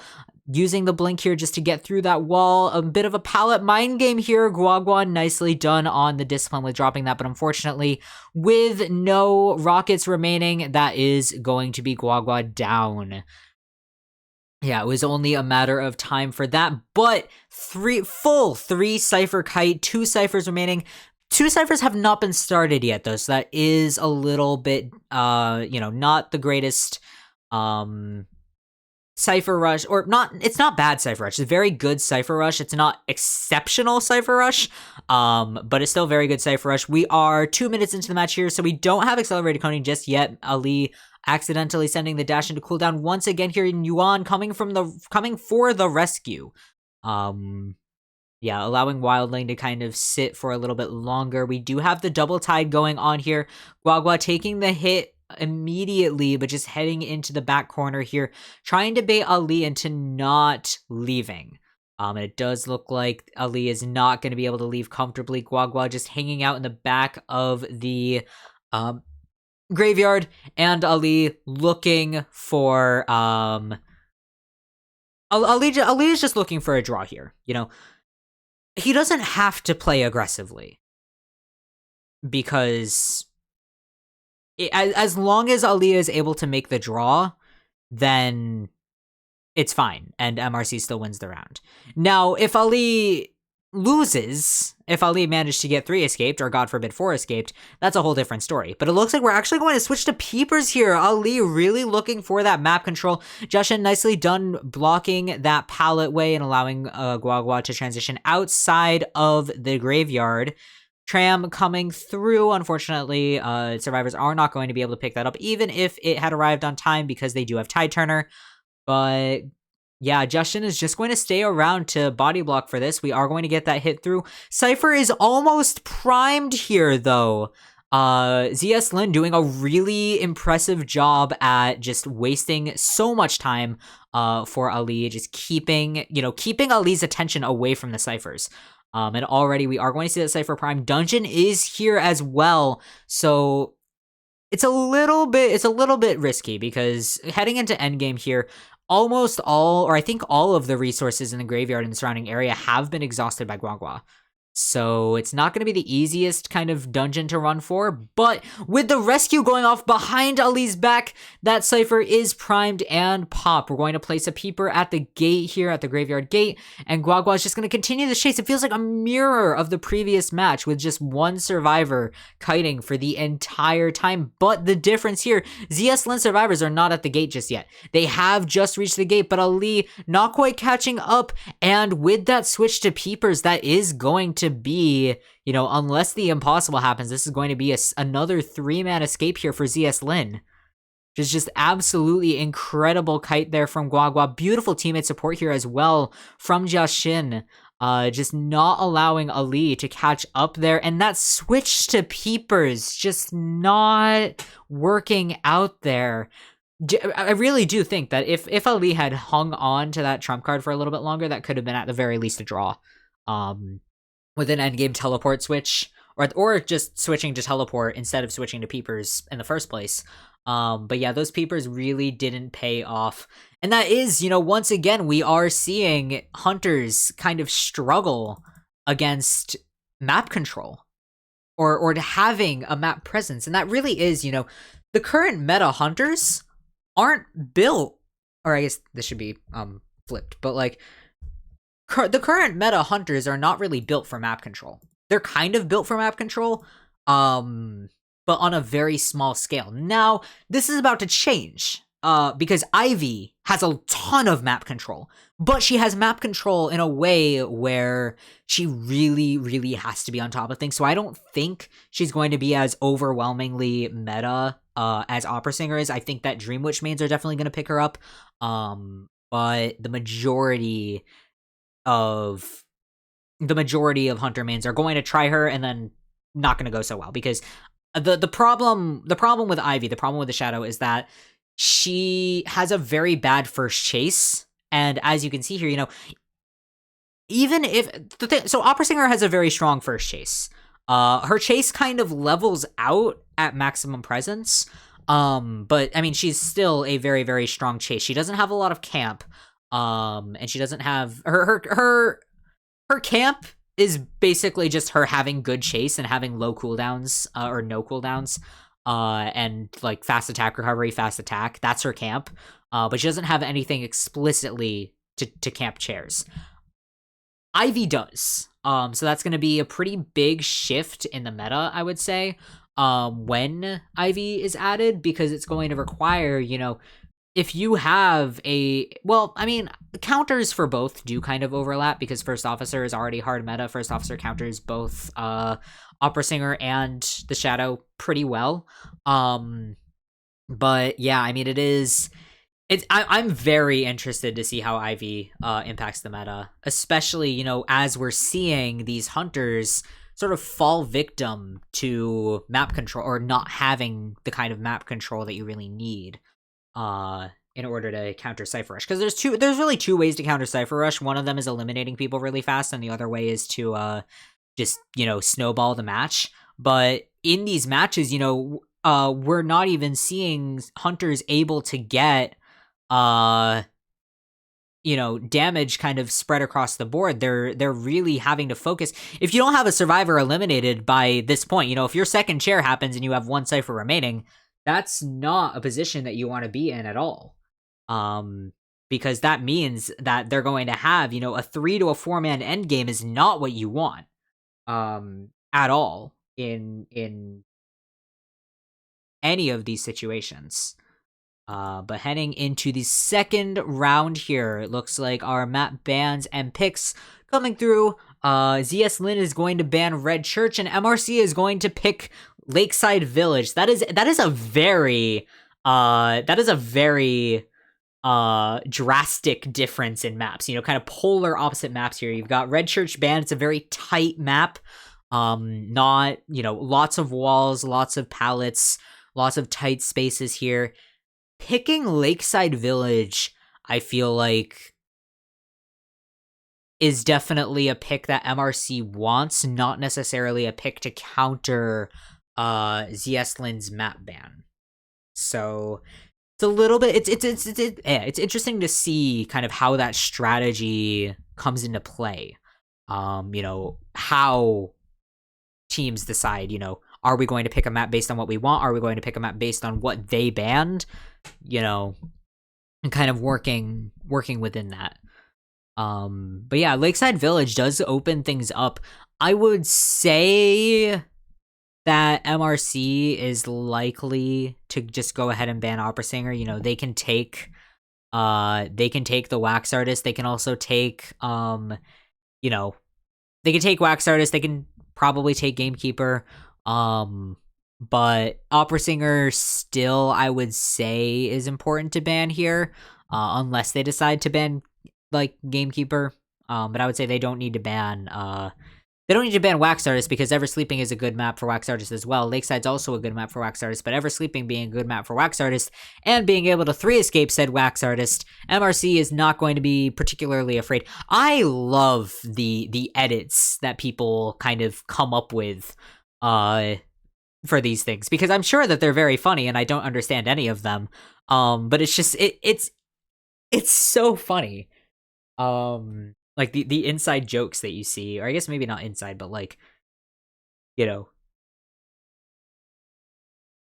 knowing that these are funny, but without the full comprehension. I want to do more stuff like this with an AAU. I think it's so fun. But of course that does require us having a bigger competitive scene. Anyway, I feel like on the Survivor side of things, it doesn't change much, and they also didn't lock out anyone too consequential here from MRC. So we do have yeah, Lucky Guy and Acrobat were MRC's bans here. So in terms of picks, it's probably going to, you know, Aeroplanist, I would say, maybe a Mercenary if they're feeling fancy. Or First Officer, you know, depending on who JXY decides to ban. But hello Rib, welcome. Lots of fun heading into, well, yeah, I mean, guaranteed round 3 here, because the first round was tied, but really just, it's a matter of the survivors here, I would say. And in some sense, it is the Hunters as well, just because the Survivor faction does get quote-unquote weaker in theory as you proceed through the rounds, but also with the Hunter bans coming into play, and the fact that the Survivors have already started making such a huge statement with 2 3-escapes, the Hunter bans coming into play here is really not going to be... Well, maybe the Hunters will be able to take advantage of it, but, you know, it's not the best thing to kind of be faced with, you know, losing your match and then going, okay, whoever you just picked is probably going to get banned. So now you're going to second string when your first string is already lost. So morale wise, not the greatest situation to be in, but anything can happen, especially with such a blank, like, it's a blank slate, but it's a blank slate in a way that is weighted so heavily towards the survivors, that, yeah. But heading into the first half of round 2, JXY is going to ban Dancer and Toy Merchant right away here. We could lock in some pretty crazy stuff, though, from MRC. We could see, you know, they can take it a little bit safer. I would say maybe a Patient, maybe an Aeroplanist here. We could lock out, like, Seer Antiquarian, but since round 3 is guaranteed, I wouldn't really expect it. I would say that they're probably going to try and keep sort of those heavy hitters in reserve. But yep, Patient and Antiquarian, a little bit of the best of both worlds. We're going to kind of cover both of my predictions there. We're going to have the Patient and we're going to have the Antiquarian. Seer is going to be banned, of course, so MRC is not going to be able to pull that out again. But with the Antiquarian on the field as well as the Patient, that's still very, very strong here. And yeah, Mercenary is going to be our third lock. So Rescuer is already covered. Yeah, TE was very fun. But I will be uploading this to YouTube. And also you can catch it on Twitch once it's done. But I don't think you can rewind the broadcast like while it's going. So it's a little bit unfortunate side thing of Twitch, but now you get to catch me live. So hello. Yeah. For our final pick here, Entomologist. Yeah, so a very strong team here. I would say for JXY, not going to be an easy situation to be in. Entomologist specifically, because I think that Entomologist bees I think you can hook Entomologist out of her bees, but I think that if the bees aren't like actively summoned to her, then the bees block the hook.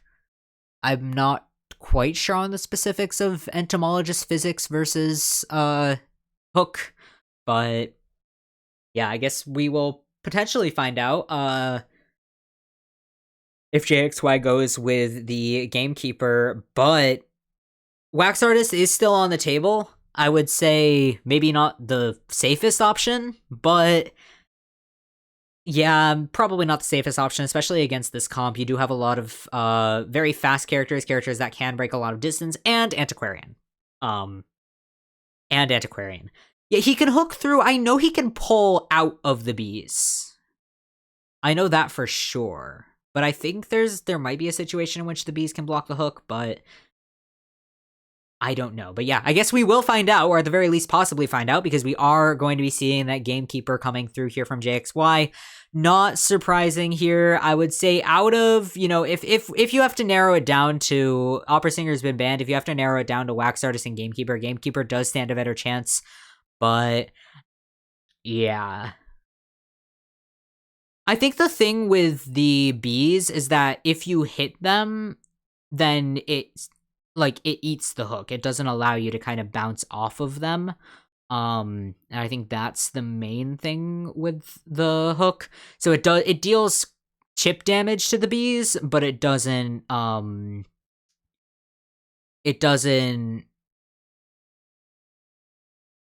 allow for the infinite hook spam to continue. But either way, it looks like kind of an interesting spawn here, if I'm not mistaken on it. It looks like most of the survivors are going to be spawning kind of around the middle here, with JXY in the middle. That's an odd spawn. I'm gonna try and look at that again, because that was if I'm reading it right, that was a very unconventional spawn. Yeah, so we've got, so they've allowed, that's a weird spawn. Unless... No, because I think it is shifted over by one, but even then, it means Entomologist is spawning on boat, and Mercenary is spawning kind of in the middle of nowhere at, like, the part of the shore where that chair, like, near the gate, near boat gate here. Patient's going to be spawning in small boat, and Antiquarian's going to be spawning at, I believe that's Shack. It might be Crap Shack, though. But I think the Lakeside map is just kind of janky as well. But Mercenary's spawn point here is weird for me, as well as the fact that they have apparently allowed JXY to get center. So that's a weird spawn here. You do not generally speaking, you do not want to allow the hunter to get middle. But I feel like MRC is kind of trying to throw JXY a bone almost and be like, hey, we're allowing you the middle spawn. Go ahead and take the middle spawn. Wink, wink, wink. Like they have to be planning something with that spawn, because there's no way that they would have picked it without having a dedicated plan in place. Or the map is just weird and I'm reading it completely wrong, because the hologram map is not it for me. Yeah, Ento either spawned boat. I'm benefit of the doubt Ento spawned boat, but it looked like Ento spawned like in middle outside of boat. But yeah, I don't have an explanation for that one, other than giving JXY kind of a false sense of security. Of course, that false sense of security isn't really going through, because we're seeing JXY is bringing excitement specifically for I would say maybe for Entomologist first chase here, but yeah, we could also very much see that excitement be used on Antiquarian. It does look like we're going to be going for Nanako on the first chase here, but Nanako hiding behind a tree. JXY getting turned around here, does not know where Nanako is. So that's a little bit unfortunate. Nanako rotating out of the area already. It does look like JXY has been able to catch sight, though. And I would say that the excitement is seeing the Entomologist, seeing the Antiquarian locked in here. For those of you who are not familiar, Entomologist and Antiquarian can be a very, very nasty duo, because if you are disarmed by an Antiquarian, then there's nothing you can do about the bees. But yep, excitement is going to be popped here. So the bees have not quite made it in for support just yet. I think they are hanging out kind of at the corner of the screen, though.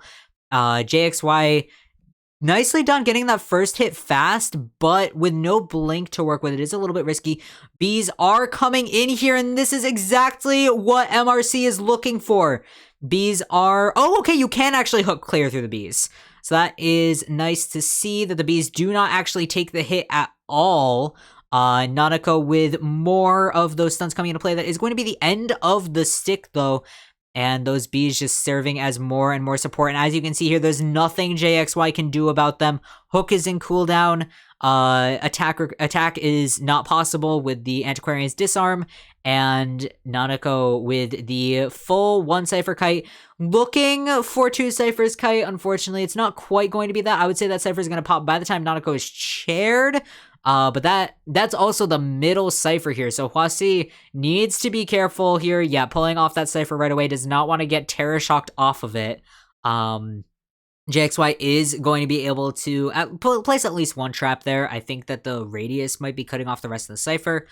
But yeah, it's not the worst first chase. I think that a lot of the Cypher progress here is a little bit slow, because MRC has been rotating pretty heavily.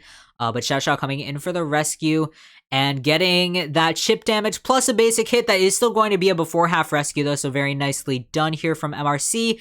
And JXY just walking right into that pallet stun. Yeah, the mind games of not expecting the survivor to just go for it are always, they're always something. But Nanako is going to go down here, hit at the last second of Tide Turner. We are looking at 2 Cyphers remaining, but we're still missing a full Cypher here from MRC. Now, we are about 30-40 seconds away from accelerated decoding, so in that time, things will change, but we still have not opened up that final Cypher. We're at 2 Cyphers remaining. Second to last Cypher is about 50% of the way through, but not having this final Cypher here yet is really, there's only so much time you can waste on finding a new Cypher. It looks like we're actually going to abandon that second to last Cypher here. We need to come in for the rescue. I think Mercenary might be healing here, but yeah.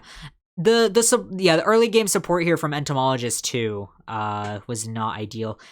Does not look like okay, it looks like Xiaoxiao was actually heading for chests here, but the lack of decoding, I think, during that time is going to come back to bite MRC. And it may not. But there was a significant lack of decoding happening during that chair. And a lot of the purpose of selling on chair is to kind of boost that decoding progress, get the decoding done that you wouldn't necessarily have been able to do during a rescue, It wastes time. It forces JXY to stay at that chair, But while JXY is staying at the chair, you need to go into code. Now we are at 1 cipher remaining. That final cipher is at 20-ish%. Looks like we are actually starting a new one. JXY going ahead and placing a trap over at the small boat. Xiao just continuing this kite here. We're a hook away from death, though. And Xiao does need to be careful. One basic hit is going to be the end for the mercenary. No delay damage in sight. Nicely done with that hook here from JXY. And JXY expecting the prime cipher, but no primed cipher. We're at 50% on both of the ciphers that have any progress here. Entomologist coming in for the rescue, but Huasi is just hard at work on that cipher. Accelerated decoding is going to be the make or break here, and JXY just needs to force Xiaodi to the chair as fast as possible, because that cipher is moving very quickly. We could I would say draw trajectory right now, especially since that cipher was allowed to be primed. So we are looking at a draw here for MRC, which isn't bad, but JXY just not being quite aggressive enough right now to really get that, to really turn this into a win. Now, this could be big, though, because Mercenary was rescued right after half, which does mean that Xiao is going to be dead on chair, which means we do have trump card in play. We can push for endgame with the... Yeah, we can push for endgame. We can push for a little bit of gate control. But Xiao with the pocket watch here... That's going to waste quite a bit of time. JXY backing up, baiting out the pocket watch here. Xiao did shake it while JXY was out of the radius, so no delayed image here for the mercenary. But that gate is nearly open here. Yeah, this is going to be a draw. Xiao just spending a lot of time just kiting, doing this entire detention kite around the windmill. And the bees coming in for just a little bit of support there, but both survivors are inside the gate, and that is going to be it for Xiao. And I wouldn't say it's the cleanest draw here from MRC, but that was definitely, a respectable draw. If JXY had taken the initiative and really tried to pressure the entomologists, the problem here for JXY was solely that he was giving, JXY was giving MRC too much credit for their cipher rush, because JXY was playing as if they had a cipher primed when the cipher was at 40%. JXY was playing like the cipher was primed when the cipher was at 70%.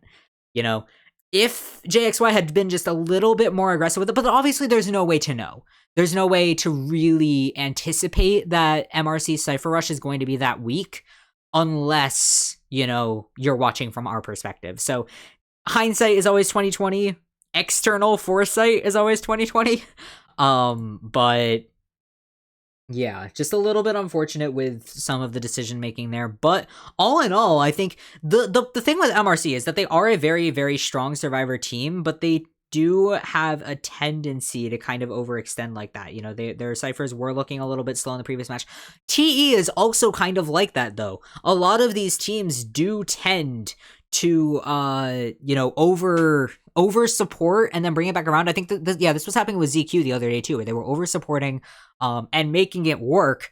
But that is something that once a hunter is kind of accustomed to it, they can definitely use it to their advantage and kind of undercut the survivor strategy. But heading into the second half of round 2 here, still very, very evenly matched. We're still working with a draw. We've got XC banning the Seer, Aeroplanist, and the Mercenary. ZS.Lin is going to lock in Acrobat and Patient as well as Cheerleader. So a very heavy containment team here. Just looking to stay away from XC as much as possible. And XC's such a strong hunter. Just such a strong hunter, and always smiling. XC is one of my favorite hunters just because he always has the big smile on his face. It's just so entertaining here. But for the final lock, we're going to ban Gravekeeper, actually. XC might be playing Wax Artist. I'm going to throw that out here. XC playing Wax Artist here. Not banning First Officer is suspicious. And specifically going out of his way to not ban first officer. Wax Artist is generally a pretty good first officer counter because the wax, you can use the wax to kind of sniff out where first officer is while he's pocket watching. So Wax Artist is generally, you know, not going to be afraid of the first officer. Though, to note here, ZS.Lin actually banned Dream Witch. They did not ban Opera Singer. So they still have, or XC still has Opera Singer on the table for this match. Now, I would say because of no first officer ban, I wouldn't expect an Opera Singer. Okay, we're actually going to go with the Gamekeeper, which does actually kind of make the Gravekeeper ban make sense a little bit. You know, I was talking before about how the Gravekeeper, as I was saying, names are not going to be fun for me. But talking about how the Gravekeeper can still be hit out of the shovel with Gamekeeper's hook, allowing, well, I mean, I guess in that sense, or the shovel block does eat the hook. So yeah, looking for a little bit less tanky potential. First officer obviously can still get, you know, the rescue in a very slight margin, but his delayed damage capabilities are nowhere near that of Mercenary, nowhere near, you know, the shield of Gravekeeper, shield of Psychologist. So yeah, heading into this match, though, again, we are still looking very even, so either MRC or ZS.Lin needs to really, you know, make a dent kind of in this lock here, because we're at, I believe, 6-6 points right now. Like, we are tied again. So XC, obviously a draw, not going to be the worst thing in the world, better than a loss, but XC should be playing for a win here to give MRC just a little bit of an edge. Now, ZS.Lin is going with double tide turner here. I feel like they may have been expecting the Opera Singer, you know, looking for that double tide, looking for a little bit more of a secure team comp.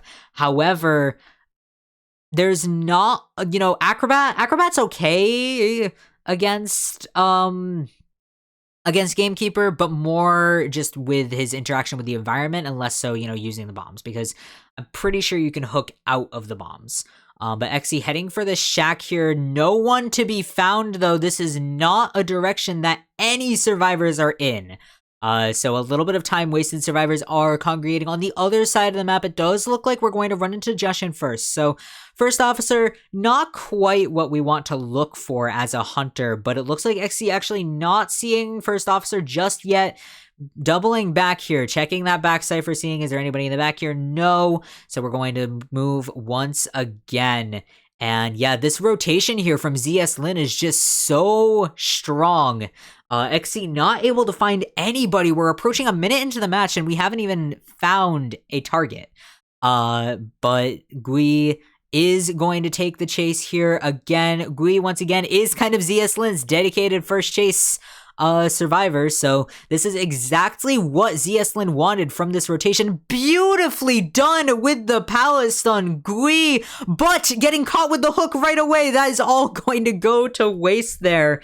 As Gui just gets caught a little bit in the open. But what a play there with the dash and the pallet stun. It's very unfortunate that, you know, it's Gamekeeper, and yep, that is the confidence of XC, you know, just not allowing that early rotation to get in his way, keeping a steady head and just going, okay, you want to hide for almost 2 minutes? I will down you before we hit the 2-minute mark. Just absolutely incredible. But yeah, Jushin getting caught in the hook there. We're going to have just chip damage here for our first officer. Of course, Blink is not in place, so Jushin can get this rescue very, very securely. But nicely done with the speed boost here from Gui, but again, just getting caught out in the open against the hook. And that really is the Gamekeeper, you know, having the hook in play is just so huge, because the moment a survivor does that, you know, survivors can do anything, but as soon as they're in the open, as soon as they're at a point where you can hook over something to get them, it's over. It's completely over. But yeah, just XC really taking advantage of playing the gamekeeper here. And again, I keep kind of circling back around to this because, I love circling back around to Dunction. But just comparing the way, and we're going to see more and more of this, I would say, as we get into COA qualifiers this weekend, which I'm so excited, or not COA qualifiers, but global stage this weekend. So exciting. But what we're going to be able to see here is Dongshin's been off his game. He's been playing gamekeeper like he plays opera singer. So what we're seeing here from XC, we're seeing the hook go infinitely here. But we're also seeing, hooking over windows, hooking through things, really looking to hook the survivors rather than just using the hook as an infinite dash spam. It's why Gamekeeper is meta, because he has that mobility, but it's not the primary reason Gamekeeper is meta. It's not the primary reason that you should play Gamekeeper as a hunter.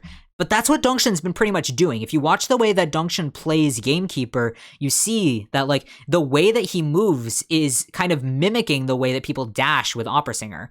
Meanwhile, if you see XC here, we're hooking in here, but we're looking to get over this ledge. Exactly that. We're looking to get over the ledge and hit Yuan right there. Just beautiful, beautiful work with this Gamekeeper. We got one Cypher remaining here. Cypher's, again, a little bit slow. You can see with the distributed damage here, just really kind of snowballing in on ZS.Lin survivors, and a Terror Shock with the accidental slow vault. It's happened to all of us, and it happens to pro players too. Just the accidental slow vault there, resulting in a Terror Shock. I think that would have hit Yuan no matter what. I do think that Yuan would have still been in the vicinity of that window for that hook, even if it hadn't been a slow vault, but that's just so unfortunate there. Giving XC the Terror Shock, and yeah, just really chipping away at these survivors. We've got a second final Cypher opened up here, passing about 40%. Guagua is just going to stay in the area, give to Nice. We do have full health as well as Tide Turner here, so XC does need to be a little bit careful. We're still in that draw territory here. The longer that Guagua stays out of sight, the more we will stay in this draw territory.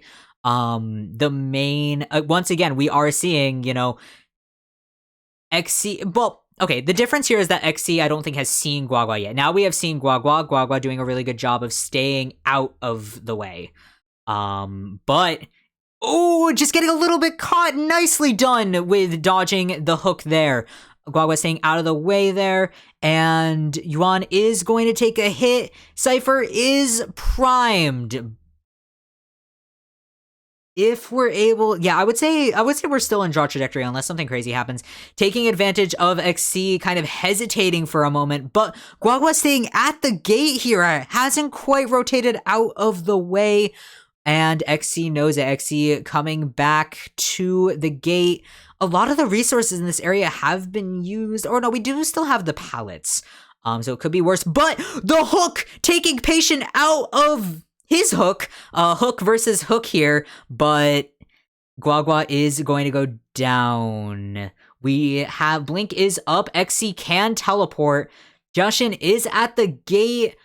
This could still be a draw, even if, but the hook, wow, just absolutely incredible. It's not, did the hook glitch onto the screen?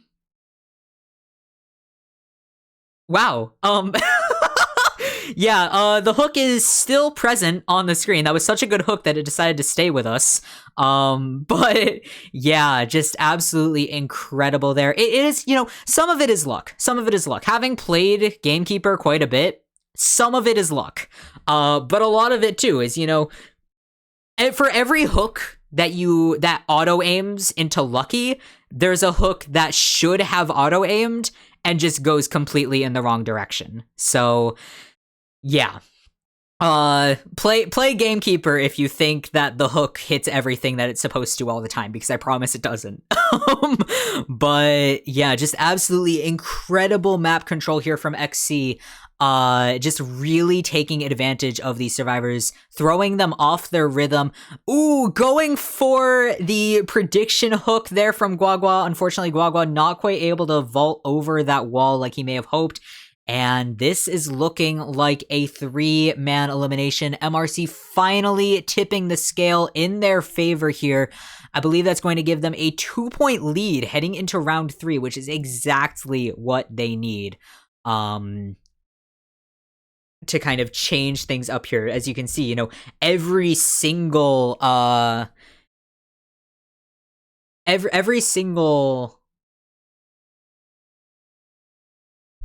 match here has been a draw so far, except for this last one. So finally getting a couple points on the board, which means heading into round 3, even if we're able to get, you know, even if we're only able to get draws in the next round, that's still going to be a win for MRC. ZS.Lin has to win the next round, you know, and have extra points in order to really kind of take, kind of get in front here. But MRC having that 2-point lead here is going to be huge, and just a huge confidence boost as well, you know, especially when these teams have been so deadlocked, getting just a slight edge. You see this a lot actually in NAU tournaments, funnily enough, because in kind of the opposite sense, because the Hunter side is so strong. I remember, I think it was, I don't think it was the finals, but I think it was a match kind of late into Checkmate, or was it yeah, it was Checkmate a few months back in the fall. There was a match that just went on for I think 5 rounds. And it was deadlocked except for the second round. A team managed to draw. Every single other match was a 4-man elimination. Like, and it was one draw, and I think it was either round 2 or round 3 that secured the win. Every single other match was tied. So this match, even if MRC and ZS.Lin tie this entire round, MRC is still going to win by 2 points because of that 3-man elimination. So yeah, heading into it now though, it looks like we're not going to ban the opera singer here. We are on Arms Factory. ZS.Lin is going to ban Dreamwitch and Gamekeeper, which makes sense. XC is not an opera singer main. That's why MRC has Ali for their first round. But for our first 2 ZS.Lin picks, after XC bans Seer and Female Dancer, we're going to have Mercenary as well as Aeroplanist as our first 2 ZS.Lin picks. XC is going to go ahead and ban the Prospector here, and ZS.Lin, I would say they could go Cheerleader, honestly. Cheerleader. Yeah. Hey, what do you know? Yeah, Cheerleader is a pretty good option. I wouldn't like Dancer either, honestly, especially on Arms Factory. There are just so many places to put her boxes. Seer as well. You know, if we're looking at, I would say, yeah, Arms Factory. I mean, Opera Singer is good on Arms Factory, but I don't think XC has an Opera Singer, because ZS.Lin would have banned that. But to be fair, Opera Singer is not as good on Arms Factory as Dreamwitch or Gamekeeper, so there's that. I don't know if XC has a Hermit, but we could see Hermit on this map. Likely not. Likely not.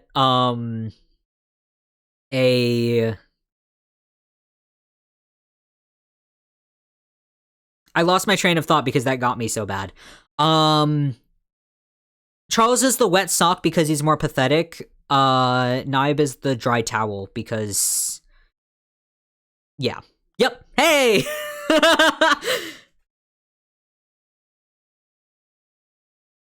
I mean, at the very least, if we're talking characters here for a moment, Lily and Kurt could get along probably, or they would kill each other, but like they could get along. I think they would be crazy enough. But XC with the Disciple here. I feel like this is honestly a pretty solid choice. I mean, Disciple is good. I'm sure Rib will have something to say, but like Disciple, I mean that in a good way. Disciple is very strong on on Arms Factory. And I feel like I'm very interested to see Disciple versus Cheerleader, because in theory, like from my personal experience, I play Hermit. And Hermit has, you know, this same or similar kind of stun mechanic. Cheerleader is not a problem for me when I play Hermit. I don't care about Cheerleader when I play Hermit because I can just stun her and I don't care. I am curious to see if it will work the same way for Disciple. Or if XC will be able to kind of harness Disciple in that same way. But yeah. Yeah. Technically speaking, Charles stares at his hair. We will be seeing more Hermit in main stage. China doesn't like Hermit as much as Japan does. Japan loves Hermit. That's why we were seeing so much Hermit when I was streaming Japan. I was intentionally streaming Japan because I wanted to watch more Hermit. That, like, full transparency. But also I really like Japanese teams. But yeah, Japan loves Hermit much, much more than China does in the slightest.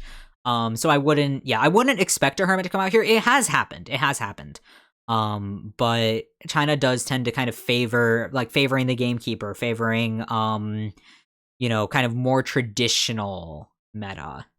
You are allowed to say things. But yeah, anyway, getting into the first half of round 3 here. MRC with a very slight lead, and XC definitely seeking to continue that. We're going to see Gui as our first chase again here.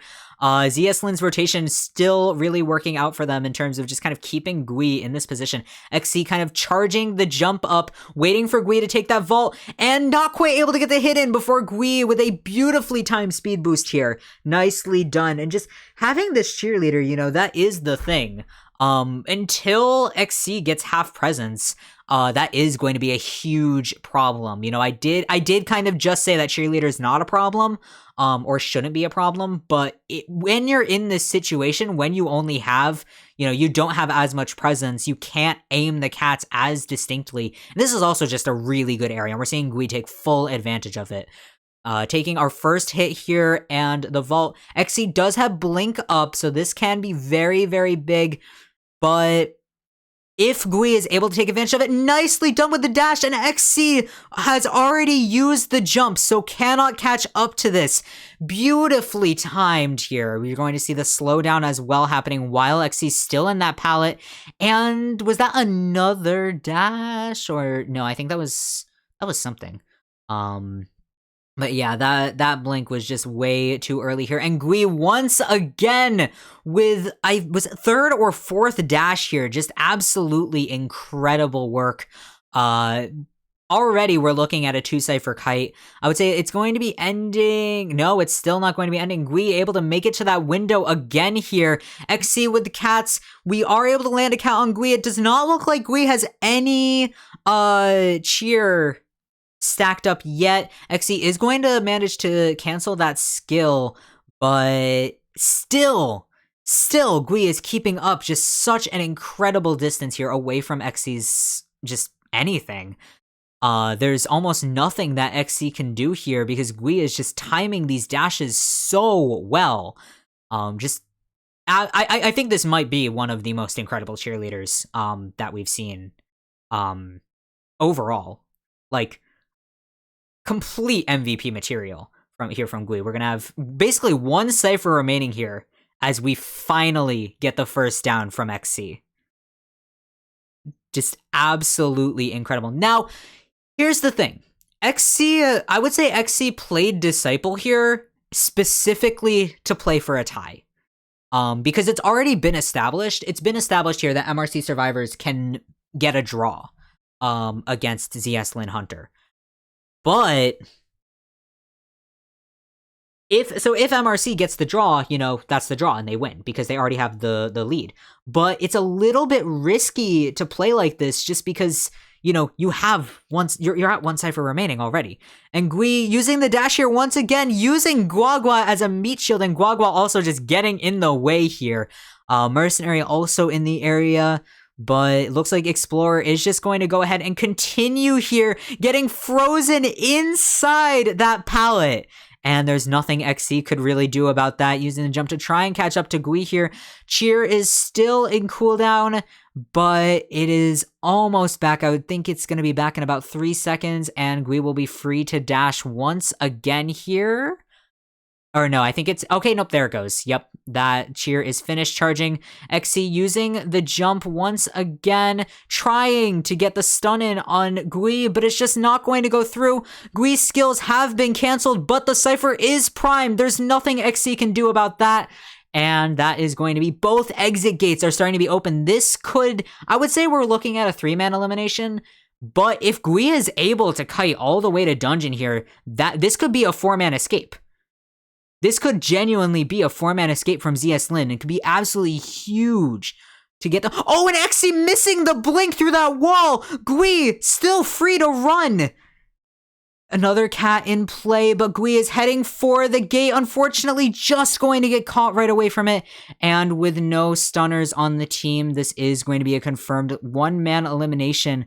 But that is all XC is going to be able to get here. It's just that 1 man out. Unless it, or if, because Gui's not dead on chair. Gui's not dead on chair. ZS.Lin survivors are hungry. This, honestly, I don't know about this. I don't know about this. They're a little bit far away from the gate. Gui does have another dash to get out of this basement, but it's going to be close. It's going to be very close. Dungeon is here. Gui saving. Are we going to be able to make it there in time? Gui?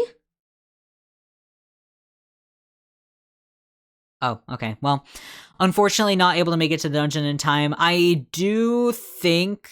I don't think that Gui would have been able to make it there, but yeah. Backing away from the dungeon for a second and picking up the cat was a little bit not the best. I think XC wasn't hitting because he didn't want Gui to get the speed boost.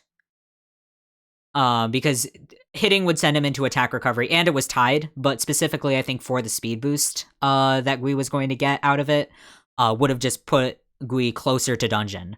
But yeah, that was too close for comfort here with that 1-man elimination. Just absolutely incredible kiting there from Gui. And yeah, again, I mean, you know, this has kind of been the ZS.Lin like losing simulator, but by no means are they a bad team at all.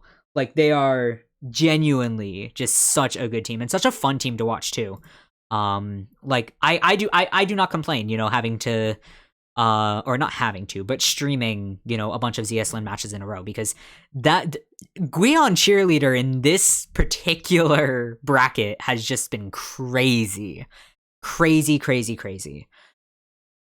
But yeah, that's going to be, and I did not update the points just yet, but as we head into MRC's Survivor round here, if they are able to get a 3-man escape here, then they will still win. And that is the important thing to know, is that they will, if they're able to get that, there we go. If they're able to get that 3-man escape here, it's going to be a tie. And they will still win. But just what a performance there from ZS.Lin. Heading into the second half of round 3 here. JXY going to start us off with banning Seer as well as Dancer. And our first 2 picks from MRC coming in shortly. It looks like we're going to ban the Opera Singer as well as the Gamekeeper. Pretty much nothing else to say about that one. I mean, meta. Banning the meta here as well as Gamekeeper being very, very strong on Arms Factory.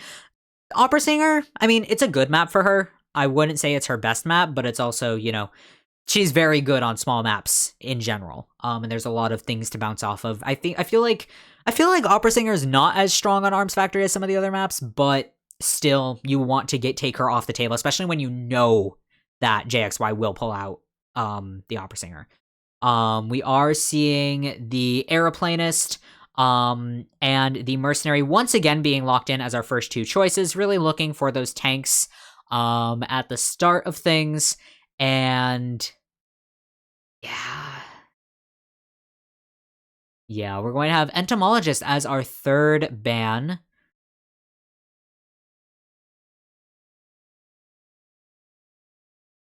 Yeah, I feel like, I mean, I'm a teleport defender personally, but that's mostly for myself. I would say I feel like Arms Factory you can afford to bring Blink, but only if you know how and Blink works, if that makes sense. Because I think what may have been tripping up XC there was the fact that Anne's view was a little bit odd. But yeah, we're looking at kind of nearly the same comp that ZS.Lin was taking. We're going to lock in the Explorer here, and Cheerleader has been banned for our final pick here. So MRC will have to pick something else. I would be excited to see a Perfumer come out, but I'm not going to expect it or put any money on that. Yeah, we don't have Patient, we don't have Acrobat. Acrobat would be nice to have here, but he has been locked. Okay, and we're gonna go with the Prospector. Yeah, not a bad choice here at all. I would say Nanako is definitely going to be taking, maybe not. I would say, yeah, we're gonna be having pretty strong harassment here. Yep, Nanako is going to take the Prospector. Isn't it fun to have not MRC Nanako the Prospector? You also have Nameko on AWG, who also plays Prospector. Don't you guys have fun memorizing people who play esports? Because I sure do. I'm having a great time out here. But yeah, this is really not a comp that is pretty, especially with that Prospector here. Prospector, time and time and time again, we see when teams are looking for a 4-man escape, especially on Arms Factory. And it's because Prospector is this weird kind of harasser where you don't, you play close, but if you play Prospector well, you get just close enough to be annoying and not close enough to be hit. So, it's a less personal harassment than a forward or, anything else. But JXY coming out with a Naiad here. We have seen Naiad do very, very well on Arms Factory. Of course, that was actually Pepe, I think, earlier on in the tournament, playing just an insane Naiad on Arms Factory. But yeah, JXY with the Naiad here, definitely good against Explorer. And I think that's the main thing that MRC is going to have to look out for, because the moment Explorer gets stuck, collecting password pages in the middle of a puddle, it's over. Or it's over for, Kurt Frank. But then again, it's a matter of if JXY is able to do that. And we have seen JXY has been struggling with map control. If he's able to pull it off with the Naiad, and I'm using he pronouns for no reason, so, but if JXY is able to, really utilize the Naiad here, and really kind of get that map control, I feel like it's, we could get a draw, but it's not going to be easy. At all, really. But yeah, I mean, it really is all or nothing here, for MRC. Or it's all or nothing for both. I mean, yeah. Yeah, I think, I mean, it's interesting because JXY has Disciple, on the profile, but I don't think JXY has actually played Disciple that I've seen. So yeah, I mean, I would say just a Disciple fan, because you can kind of pick any character to represent you on those things, but yeah, it's interesting to watch. But the Norton pick as well, deterring from that. But yeah. Yeah. If JXY is able, JXY I think has to, at the very least, I think JXY may actually need a 4-man elimination here. I'm not sure. But math aside that I haven't been doing, Nanako taking the first chase here unless JXY switches targets, but I would say, yeah, it does look like we're committing to Nanako on first chase, which is better or worse. I mean, on the plus side here for JXY, Prospector doesn't start the match with as many resources as, you know, a mercenary, as an airplanist especially. But Nanako does already have nearly 2 magnets and hasn't used either one of them, hasn't needed to use either one of them. And JXY, you know, trying to water off this shack, but it's just not, it's not quite going to be enough to get a significant amount of water on Nanako. We're seeing it was about 30%. It's now going down here, and JXY catching up, but Nanako with the first magnet going to use it to transition right back into this area. JXY kind of trying to fake out a blink there, but unfortunately just going to be too far away for that to even register as a fake out. Nanako just, yeah, this area, this corner here is just huge. And a little bit of an unfortunate stun there. Nanako accidentally going into a wall. Here at 81%, JXY does have insolence, so we could see the dash giving us a very quick down. JXY is going to use the first dash, though, to get some distance, but Nanako is going to go down. So that is, yeah, a pretty respectable down here, about 2 ciphers. Hunters aren't trying to find explorers because if you don't spawn next to an explorer, it's basically nothing. And if you try to find the explorer, if you try to find the explorer first, you're going to get caught. Like, you're going to get stuck there and all of the other survivors are going to decode around you. So it's much more efficient to just not go for explorer until later in the game. And try to just get the down as fast as possible. Of course, Cypher Rush can come back to bite you. But yeah. Nanako with the magnet once again, nicely done there, just a second before that hitbox would have gone through. JXY using the blink to get the down, though. Of course, we do have Tide Turner, so that is going to give us a little bit more time here, but we are still at 4 ciphers remaining. Again, Cypher Rush is looking a little bit slow here because it is an Explorer. That is something that's important to note here. Explorer does have 50% password pages, and yeah, there is a cipher at 41%, so we're basically at 1 cipher remaining. Which I feel like it always sounds so funny when I say that. When I'm like, yeah, so we're at 3 ciphers remaining, but we're basically at 1 cipher remaining. But it's taking into consideration the, like, how much progress is actually on those ciphers.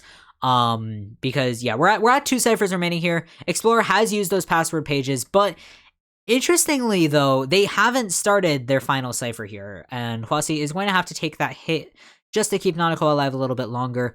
But MRC is kind of playing for a draw, not necessarily playing for a 3 escape. Nanako does have another magnet to use here and definitely can still continue to use this area, but getting a little bit close for comfort, I would say, with these dashes. Nanako is going to go ahead and use that magnet. It's going to be a bit of time before we're able to get another one. So he's just going to have to kite through that, but unfortunately getting caught out by the water here, and that... yeah, they have started working on that cipher. It looks like we do have password pages once again here, but with Nanako eliminated, that does reduce the chances pretty significantly of getting, you know, a 3-man escape here. So not looking too bad for JXY. Especially since that cipher is still... okay, it looks like we might be trying to, like, double password page it and just not have the cipher shake at all. I think that's going to be the strategy here for MRC, because yeah, the no having no cipher shaking means that it's almost impossible for JXY to really commit to a target. And yeah, Xiaodi is pretty much left to his own devices here. Cipher is at 25%, so 60% password pages isn't going to be enough to actually you know, do much with.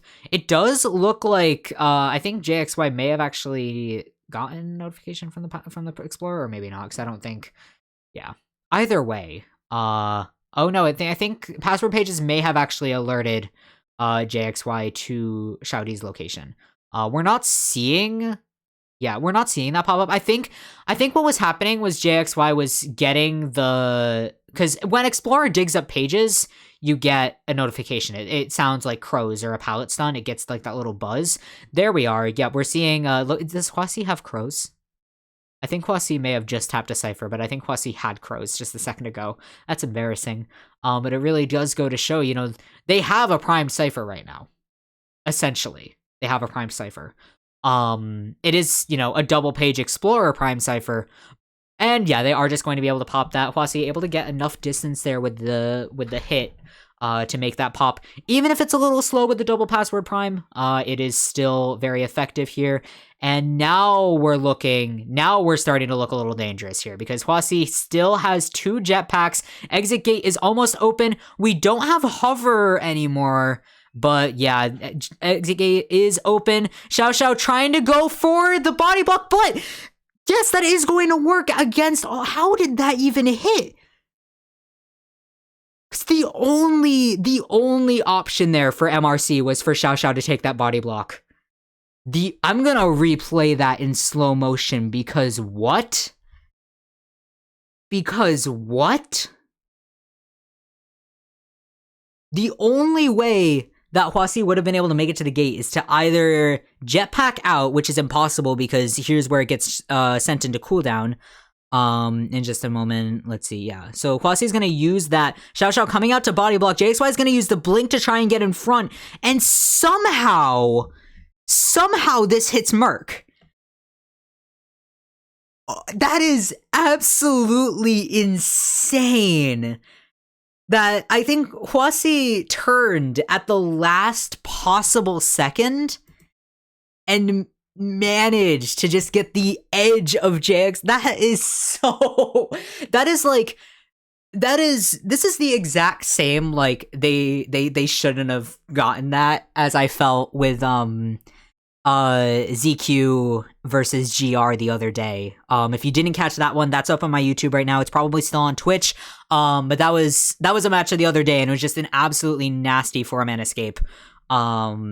But yeah, it was on the front swing. It was just that Xiao happened to be right there.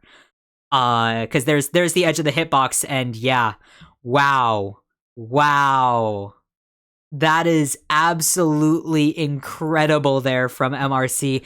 And I feel like at that point that is just kind of lucky, but like kudos to Xiao for getting that body block after all, because that is insane. That is absolutely insane. That is just by a hair ZS.Lin lost that matchup. But yeah, that is it for today. But yeah, just to recap, I will be back on Thursday for the last day before we get into actual global stage COA. We're going to be looking at GR versus HHDG and the long-awaited, at least for me, matchup between ZS.Lin and GR. I mean, we've been seeing these teams every single day, or every single stream, and they will finally be playing each other at the end of Thursday. But we'll not be seeing you tomorrow. We'll be seeing you Thursday. In other news, though, in other very exciting news, I will be commentating for another tournament. It's an indie tournament, and it's LO League is the name of it. I don't know the specific dates just yet, but I will be updating obviously on Twitter. But yeah, finally getting to do some actual commentating, not on my own channel and not on my own. So very excited for that. And there will be familiar faces there if you see me on Checkmate before. S and who's commentating? Yeah, S and Mixie, and I think one other person I know is also commentating for that. So yeah, familiar faces. So I will have more information on that. I think it starts in a couple weeks. So after global qualifier, or not global, I keep saying qualifiers. It's global stage. I need to fix that. I'm so used to saying qualifiers about everything that they're technically still qualifying, quote unquote, but they've qualified for global stage. That's, we're out of qualifiers. But yeah, I'll have more news on that later. But yeah, thank you all for coming. Thank you all for being such an active chat as always. This will be up on YouTube. If you didn't see already, every stream from this week is going into a neat little playlist that will actually be complete this time, unlike my IJL one. Yeah, I'm getting better. I'm getting better about uploading things, but yeah, that's all going to be there. Show your friends, show your parents. Don't do that, actually. And yeah, I will see you guys on Thursday, 3 p.m. for the last 2 matches of this. And that's all from me. But again, thank you guys for coming, and I will see you in a couple days.